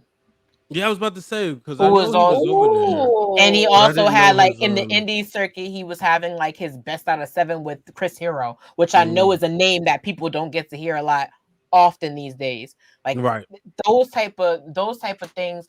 And that's why I'm so happy that TNA got to exist, because, and I had this conversation with Mr. Black, that now does that mean gonna be an alternative? Jeff Jarrett put that on his word, that we're gonna be the alternative. We're gonna do all these things. We're gonna do what we want to do when we can, because like without the territories, things were stale. And now we're in a moment to where the territories are back, in my opinion. Granted, you got your 2 main companies are always going to be going head to head. Now it's 3. I don't know if I'm going to see a UFC wrestler there or not. Who knows?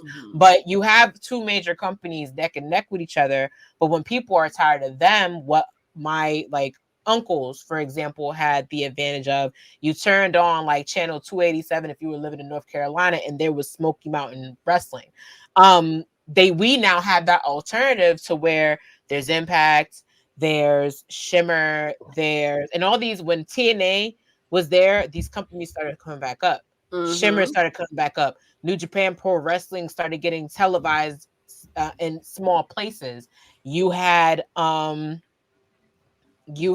bunch of other companies coming up, and it's if it wasn't for a company that was able to say, let's just do it and see where it goes. And as soon as I'm giving flowers to Mr. Double J himself, look who's entered the chat. Hearts, how you doing?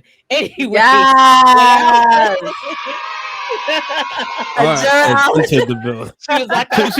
She tweeted, she was like, let me find my Twitch log again. No, yeah, we were definitely giving Jeff Jarrett his flowers. They was explaining the Karen Jarrett wedding. I was explaining how he was beefing with Sting with long-term booking, for those who don't appreciate what long-term booking is, so she can chime in on that. I know she's gonna know what I'm talking about, because they definitely wasn't appreciating it. But it was good to have the company. Oh, go ahead, P. It was. I want to know what her favorite TNA moments was. What's some that you think of initially when you think of TNA? And it could be about Jarrett. Right. For you, Seindole, and then everyone in the VIP in the chat, when were TNA's golden years and why? Because you have your loyal people, which we definitely saw at Impact 1000. That was just like, this is the best thing that's ever happened. I don't care ever. But when was that time where it might have been like what Keith is saying, hotter than WWE? When were the golden years? Where they did no wrong? I don't know if they was hotter than WWE. That's kind of pushing it. Everyone's entitled to their opinion, and the everybody fans is entitled to their opinion. So I know that's the point of the conversation. You know, the fun back and forth. I want to say from 05 up to I want to say 05 to almost 2012. Because then it started to get a little gimmicky. It got more gimmicky at the time. I felt the fade of it when Jeff left. Like he was done. And there it goes. So all the moments she's talking about were within that realm. Like Christian's run to me, that was I thought was very interesting because they were trying to say that Christian wasn't good when I'm sorry, Christian's better than Edge. They were trying to put dirt on my man's name, and he went to TNA, and you couldn't even take soil and sprinkle it on his path.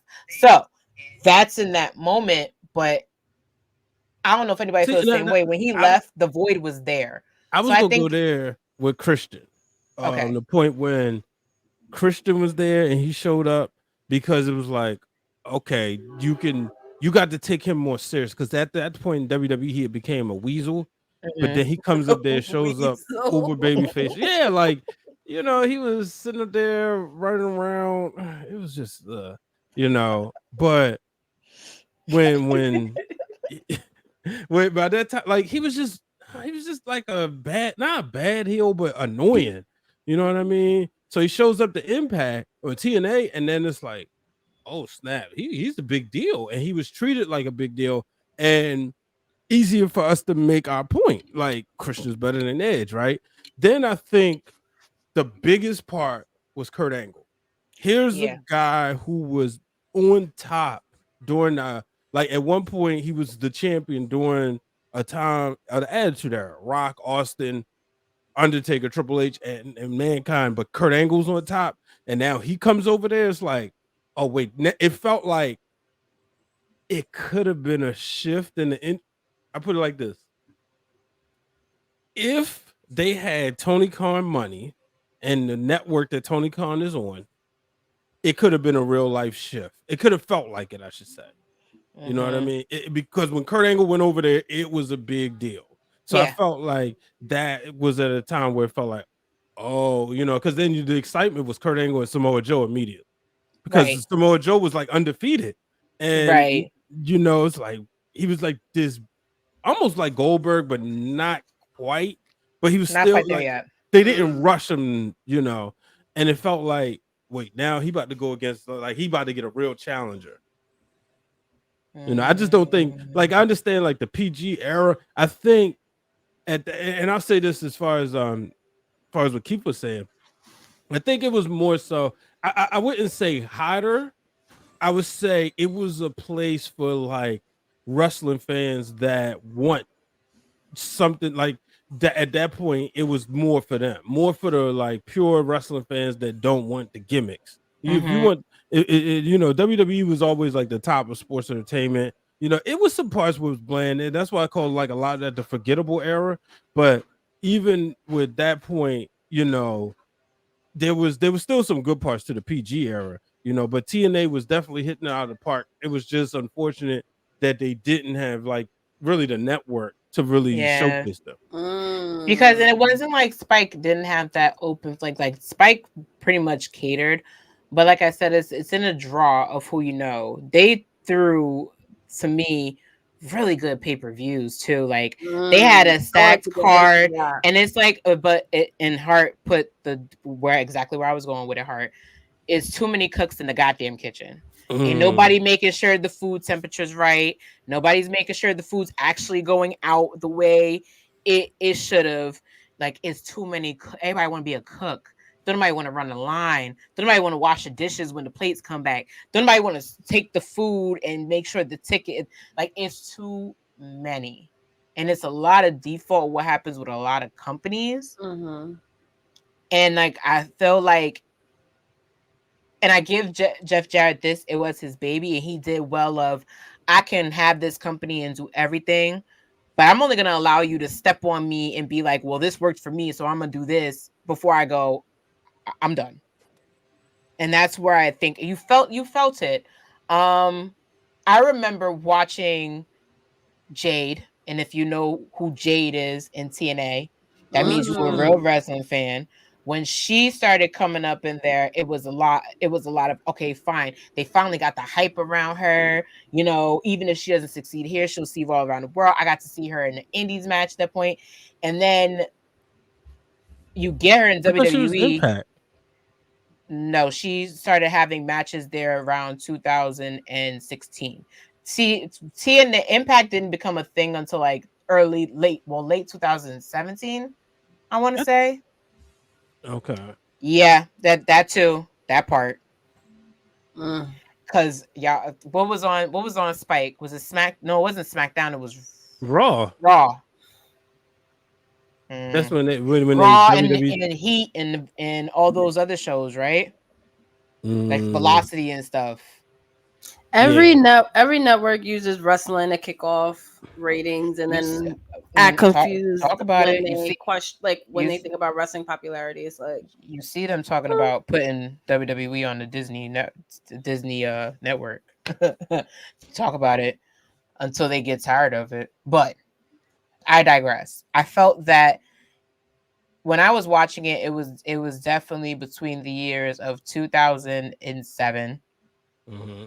And then I started fading out of it around 2000, I want to say 15. Didn't watch it as much. Started getting back to WWE at the time. Summer Punk was when? 2011.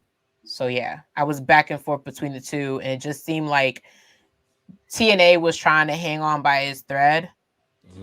And the thread was like thinning, and you want to crack the thread, but then you're like, nah, if it's hanging there, it's hanging there. And then I forgot that it was hanging by a thread. So what year was that? This was circa 2015. Okay. Yeah. But you know, they bring up the dollhouse. Obviously, you know, I was tiptoeing back in because again, the women, like I rooted for those girls. Like I rooted for those women, especially if, and I give her 10 toes down. Mickey James, man. If it wasn't for Mickey James and Tara, Tara, like it's them. Like I love them as performers, and I watched for them. Out of all Mickey of it. James, definitely. I feel like you really. So I feel like everybody who, like all the Mickey James fans, were fans of her because of her TNA stuff. Like, and then when she went back to WWE, you know, we kind of got to see her taken more seriously. But I feel like it was, you know, more of her TNA stuff. You know, because she went over there and was just killing.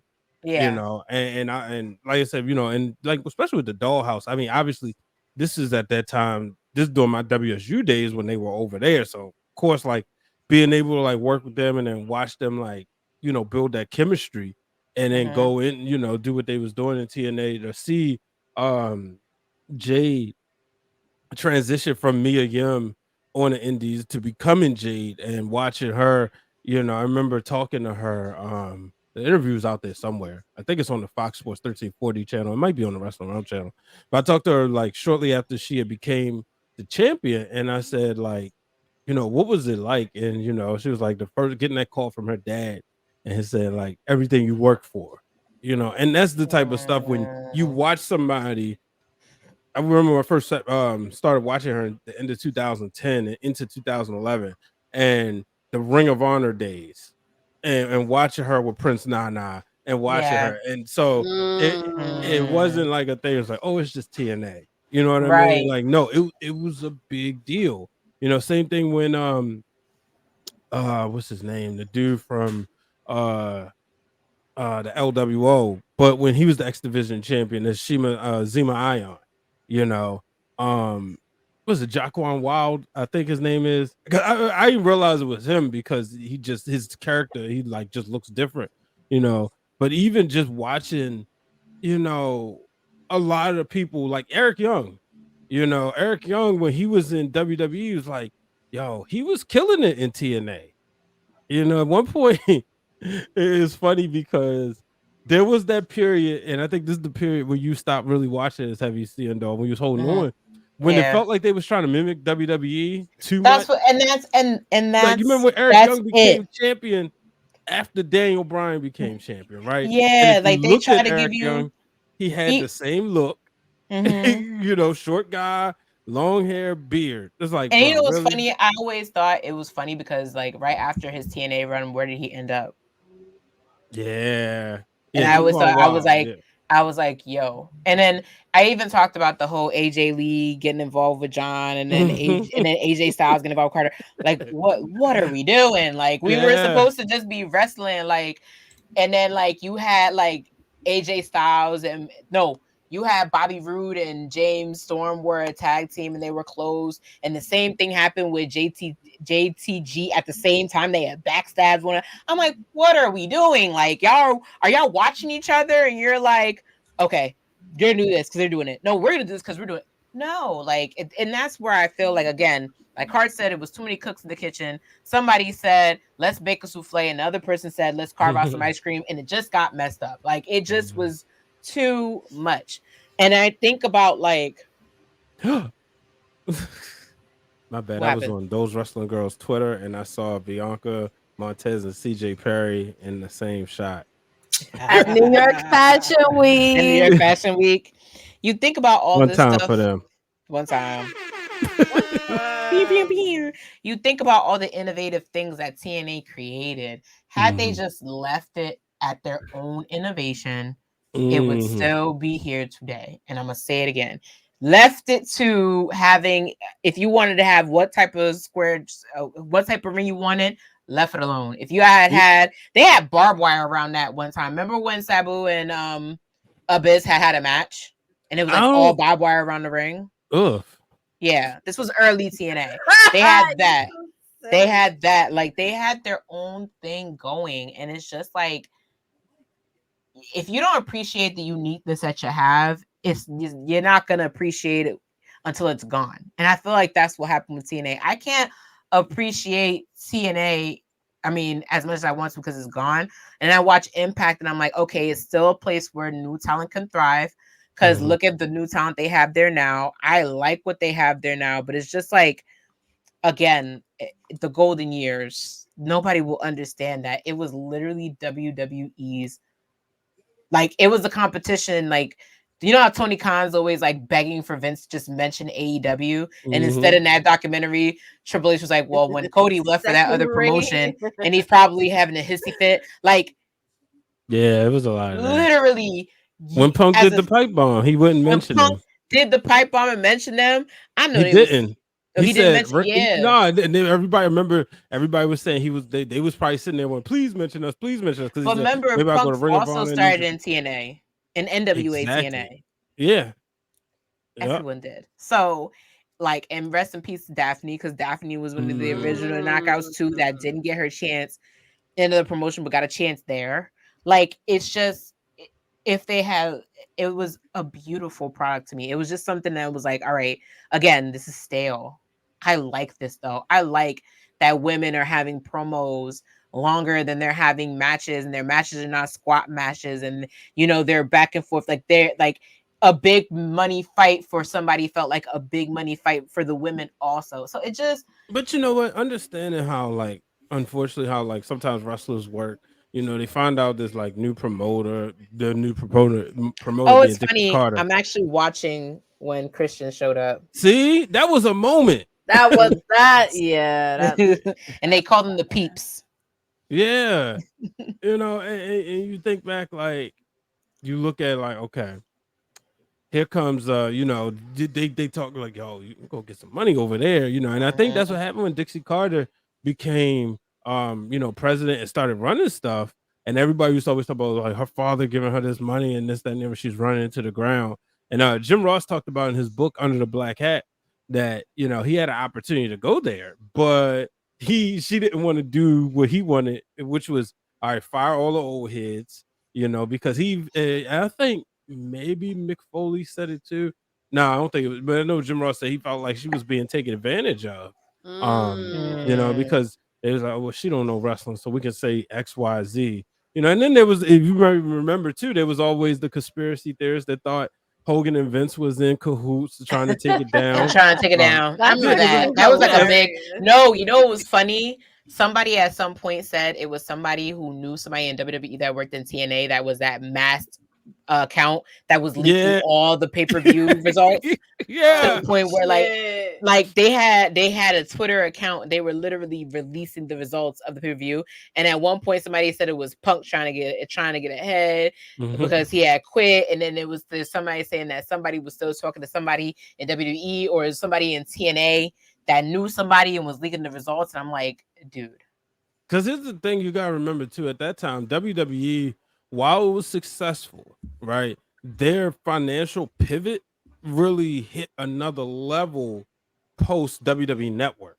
And that network was a game changer for everything, you know, like, so like the money that they have now is not to say they was hurting. No, they wasn't hurting by any means, but it's just like the product wasn't. And so, you know, even going back to Keith's point, at that time, like the product was appointment viewing, and there with a lot of hot spots. Obviously, wrestling would get good around WrestleMania time, around SummerSlam time, you know. So I can definitely respect, even though I don't agree, I can respect the dialogue and the conversation, his argument for Impact being a better product.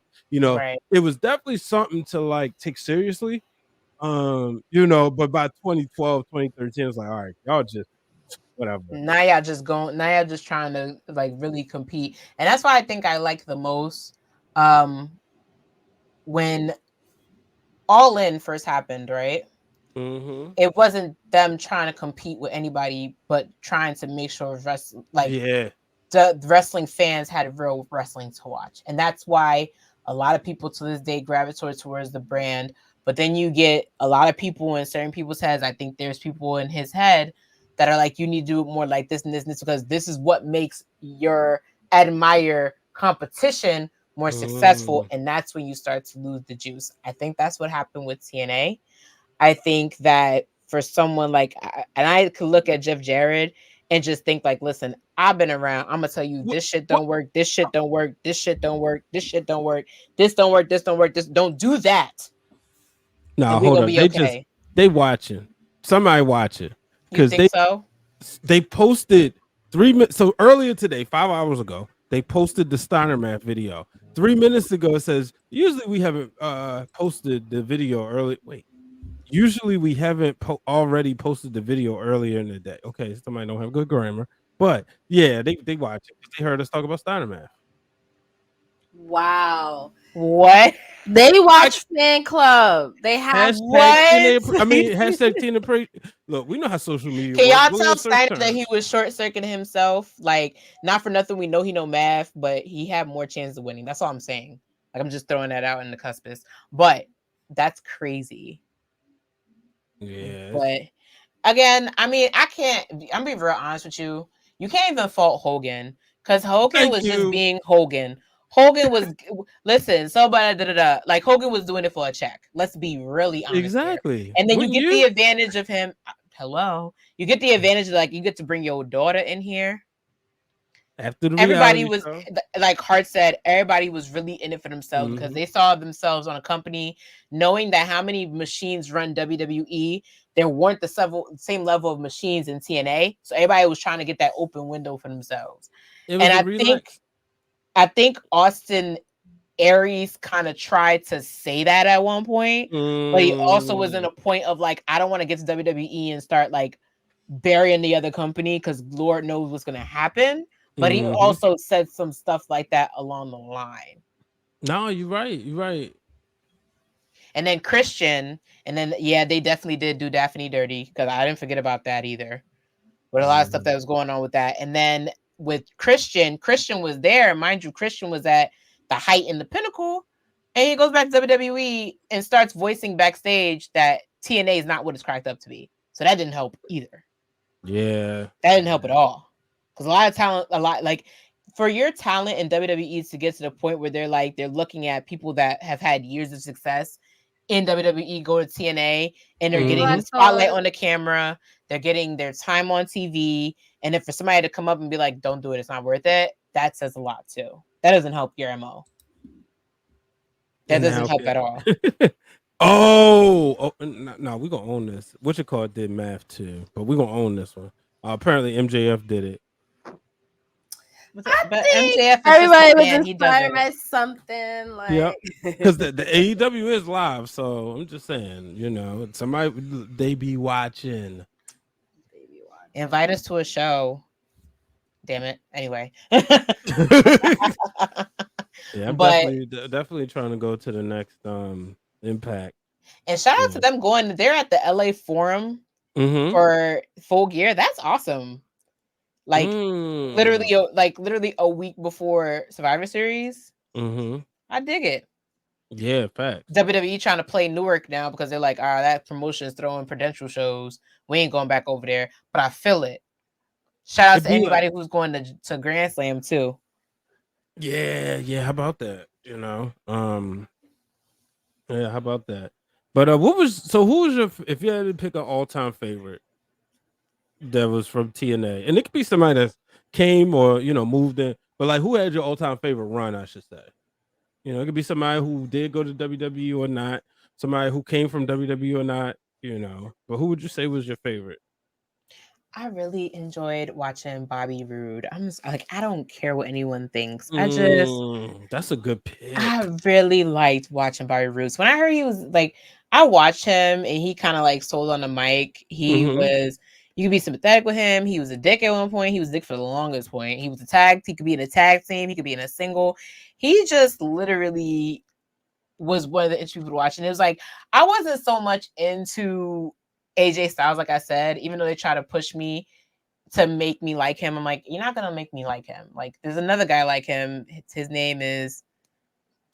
Yeah, we did talk about Bobby Lashley Hart. You missed that whole conversation. We talked about him and Crystal. I had to catch her up because she's asking. Between him and Christopher Daniels, like I said, Christopher Daniels was just poetry in motion for me. Yeah. So he love don't watching them. But I did like flowers. Maybe he don't. I don't know what it is. I don't know if he stayed in one spot too long. He didn't go like AJ Styles clearly went next level, because they was to me, and correct me if I'm wrong, the way I always looked at AJ Styles and Christopher Daniels as the TNA version of John Cena and Randy Orton. And then it was like Samoa Joe was like the Batista, like married to them, but not. But like those other two was like their triple threat match is like one of the best to ever happen because it was just like a chemistry of all of them. Because and then like a guy like Joe to move how he did, but also be very technical was something that completely put to shame the theory that you need to be a beefy muscle guy to succeed. Because think of the success he had there for going there and staying there versus the success of like the Colt Cabanas or the CM Punks who had to struggle in OVW and were like considered not even being good enough to be on regular television in WWE. So you look at him and he was able to do it all and you're like, okay, that completely debunks whatever theories you may have about that. And then it's like, you think that Bobby Lashley is just good enough to be a big beefy guy to just like beat people up and go home. He goes to TNA and he cuts like interesting promos, puts on great matches, becomes a really good technician in the ring, more so than a powerhouse. And it debunks the theory that big beefy men are only good for lifting things up and putting them down. And that's that's why I feel like TNA didn't see that. I don't know what somebody didn't see that enough that they were proving WWE wrong at their own game. Yeah. And then nobody talks about that either. Nah, that's definitely facts. And Bobby Lashley, we done. How about I forgot about that, holding all the belts while he was at Bellator. And at Bellator, yo. MVP, just to see him go over there, like you said earlier, you kind of hinted at it, like the Hurt Business, we kind of got that first with the Beatdown Club. I think that's what they was called. They were called the Beatdown Club. Yeah. And then it's like you look at R-Truth, who wasn't 16, he goes over there, he thrives. Does on his own, comes back, and now they're ready to put him on a box of Fruit Loops because They don't want to make no same mistake. Him and little Jimmy came back to run WWE after that. So, like I said, it was a gem. It was a gem that I don't even think they understood how much of a gem they were. But the fans of today, because like I said, my DMs, people were like, I gotta make sure I mention Beer Money. I gotta make sure I mention Man Them Mafia. I gotta make sure I mention I gotta make sure I mention the fact that Von Erich was a part of the Beautiful People. Like people still hunger for that because again, yeah. Sorry, Ron Killings. I can't. Listen, he was the first Black NWA champion, so you gotta give him a clap on that one. Well, yeah, recognized because Bobo Brazil. Listen. I ain't no encyclopedia. No, it's cool. But any final thoughts before we close out? No, I just like I said, I wish they had realized what type of a gem they were, especially to somebody like me. Like for them to be a company to put women on the map after another company could care less. And and it's funny because I stopped investing in WWE women matches a lot after Trish and Lita had left. Okay. So for me to stop seeing 5-minute, to me to see 10-minute matches on Impact to me, because the match between Velvet Sky and for her winning her second championship was a 12-minute bout. That's inspirational to me as a female wrestling fan. So I appreciate them for that. And I wish they had appreciated themselves a lot more. Wow, that was good. Seindole, we gotta throw the horns up for you because you really drove home this episode and really put TNA on the map, bringing them, the relevancy and really educating the people. A lot of people didn't know, and a lot of all the fans out there, especially in the fan club, all the ones out there hanging out, especially as you come to the VIP section tonight. Shout out to Hearts for getting her account back. Yeah, shout out to Hearts. Great love. Just beautiful. This is what the fan club is about. I like that comment. I never put that. Oh my God, I didn't put that together. Yeah. Yep. Well, that was the vibe. And like I said earlier, they were competing with Lay Cool. But I never put that together. That's crazy. Yeah. I like that. But we definitely appreciate everybody for tuning in and showing love. This is the beautiful thing about the fan club. Everybody just getting, the opportunity to talk about the wrestling or the parts of wrestling that we love. We know this business has been changing. Yeah. But at the end of the day, sports entertainment, the collar, the elbow, the leg drops, the elbow drops, we get all of it, the promos, and it's fun to see like us bring this community together and everybody can just, have fun and talk about it, relive some of the great moments. And y'all know the deal. Queen PR had the work emergency, so she had to duck out, but we get ready to close here. But y'all know the deal. With anything y'all want us to talk about here on TWG Fan Club, go ahead, hit us up, let us know. Yes, please. We'll put it in this note section and we'll convene and talk about it. But before we get out of here, go ahead, let the people know where they can find you. So I'll go first this time. This is a weird first. And as y'all already know, is your honorary wrestling girl. As y'all can see from this episode for a reason, Seindole B. You can catch me everywhere from time to time, like Justin would say. I am on all social media platforms except for X. I'm at reload.relive on X. I am reload via film. You can catch me recapping NXT because it is also my favorite show of the week so far. And we watching Impact. I haven't watched much Impact as a family, but you can also catch my YouTube channel, uploading some videos this week. This Friday, I go live on Amazon for the first time where I talk about my wrestling trip essentials just in time for WrestleMania weekend, just in time, even if you're going to Survivor Series coming up, even if you're going to Grand Slam, I'm going to have all these tips and tricks on what you need to be the perfect wrestling fan on my Amazon live show. I'm very excited about it.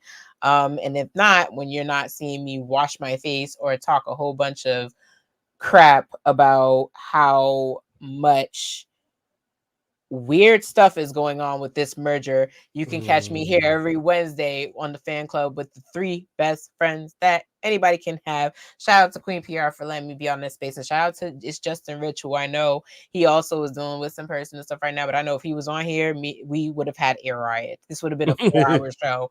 But you can catch me from time to time. And in the words of my boy Justin, that's still his outro. We here, we outside. TNA, thank you for giving me the Knockouts division. And I'll see y'all later.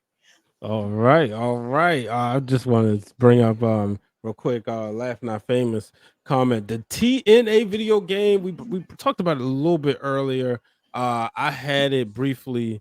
I never played it. I played a couple times. You know what it was?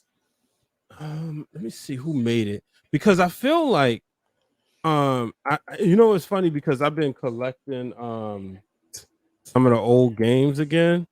Oh yeah, Konami. And I think with the problem Midway, the issue was that by the way it was made, the controls I was used to something different. So that's the reason why I kind of like stuck away with it. But I think I need to add it to this great collection of games. So oh my god, what the heck is that?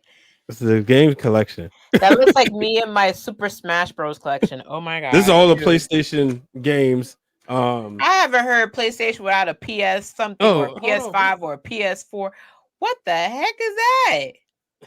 And we got PlayStation 2. I can't deal, dude.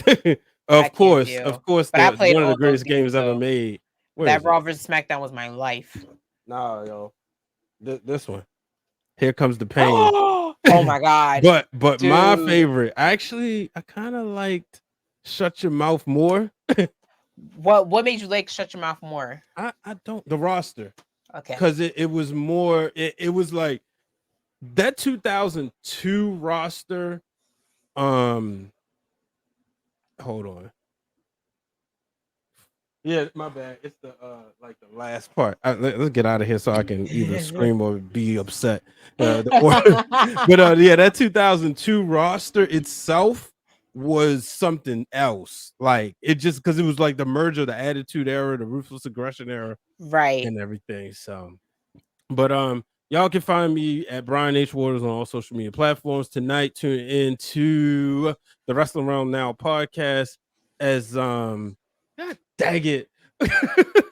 Sorry, my Orioles was lost. Because it was 1-0. We had a runner on third base. All we had to do was hit a base hit to tie the game. But yeah. So you see that? They're gonna lose. Like, come on. That? Do you see this? It's my tears running down. Well, who's your baseball team, Seindole? Don't worry about it. Oh, it must be the Yankees. Hell no. I'd rather die. Red Sox? If you'd rather die, then it must be the Red Sox. No. The Mets. Yeah, of course. Oh, I don't know. I'm my daddy's kid, so my dad's a Mets fan, I'm a Mets fan. But I'm sorry. That's that point. Shut up. Your Orioles just lost. Continue. You've been to the World Series in your lifetime, and y'all I have. Y'all was born. Whatever. Yeah, so but yeah, back to wrestling. Yeah, y'all make sure. Yeah, that road to WrestleMania was epic on SmackDown vs. Raw 2010. That's that's right here. And this is the PlayStation 3 section. Oh my god. Yeah. You need a video just about that. Like you need it is on the Wrestling Realm. We need a wrestling games fan club. Top 5 We're adding that to the list. Yeah, wrestling games. Including way back. We used to have to blow into the courage. I'm dead. Showing our age. You better close out. That started it all.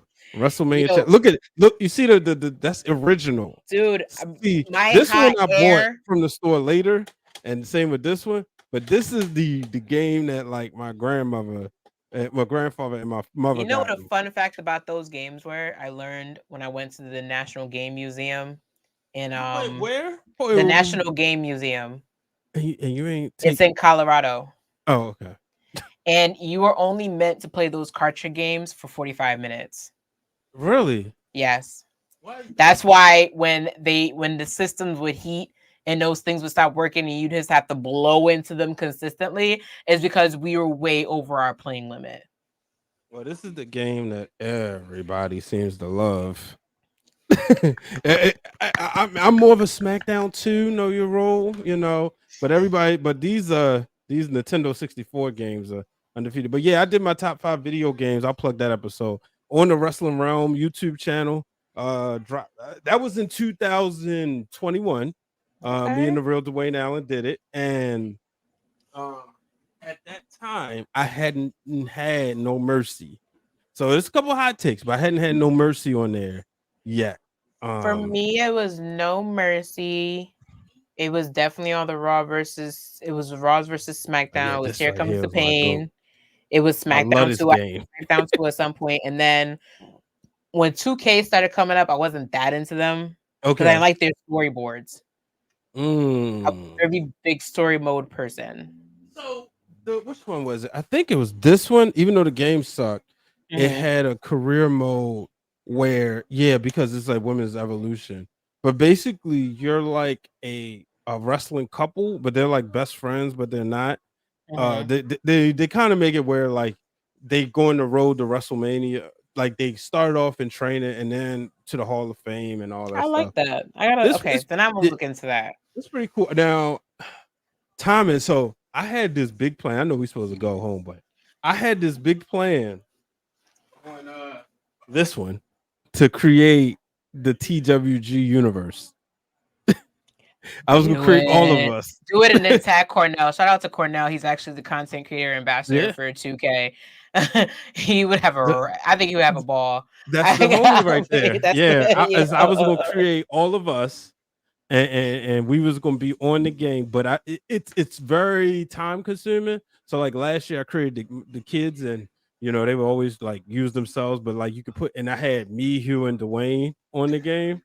So yeah, I was gonna create me, you, KRISTA, P, Justin, CRISTINA, and and now Pablo's I would create, but I want to be the Paul Heyman of the group.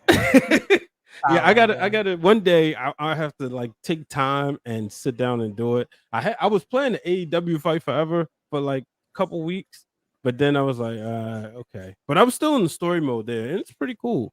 But it's amazing to see like how far games have come. Like I used to sit and play. Like a lot of people hated Nitro and WCW Thunder, but man, I used to play these just to hear the real music. Because you didn't have CDs, the WCW CDs. Now, worst game ever made, Backstage Assault.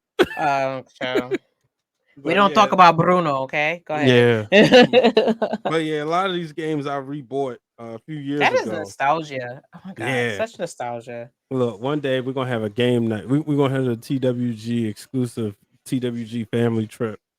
We need to get a house somewhere and just be like, listen, you bring this console 5 o'clock, you better be ready to draw the latest SmackDown. And you be like, you don't want the sauce. But yeah, but y'all, thank y'all for going back. Said this is my favorite podcast now. Make sure, as always, y'all download the Those Wrestling Girls on Apple, Spotify, or your favorite podcast platforms. Go to YouTube if you're not done so yet. Hit the subscribe button. Check out their latest interview with Cam Seahawk. Check out the interview with Andreas Hale. Check out most recent episodes. I promise you will be entertained.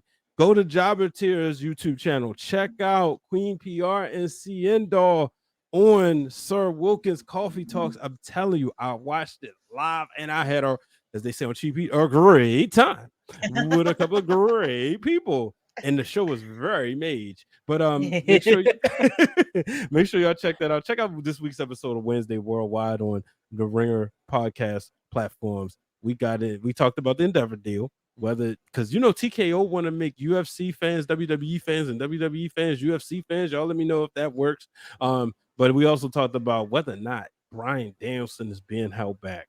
But like I said, if y'all haven't done so, hit the follow button here. And if you want to, go ahead, hit the subscribe button, drop a little extra coins in for the Twitch to help the TWG universe continue to do big things. Make sure y'all save the date November 4th for the 5th anniversary. It's going to be an epic night. I'm gonna just say this. I promise. We'll see if they go back and look at it. I promise. No, what did Vince used to say? I guarantee. There we It go. will be a night that changed the surface of things. But on that note, she's Seindole. I'm Brian H. Waters. All love the Queen PR. All love the Justin. And we will say the club is now closed. You ain't gotta go home, but you gotta get out.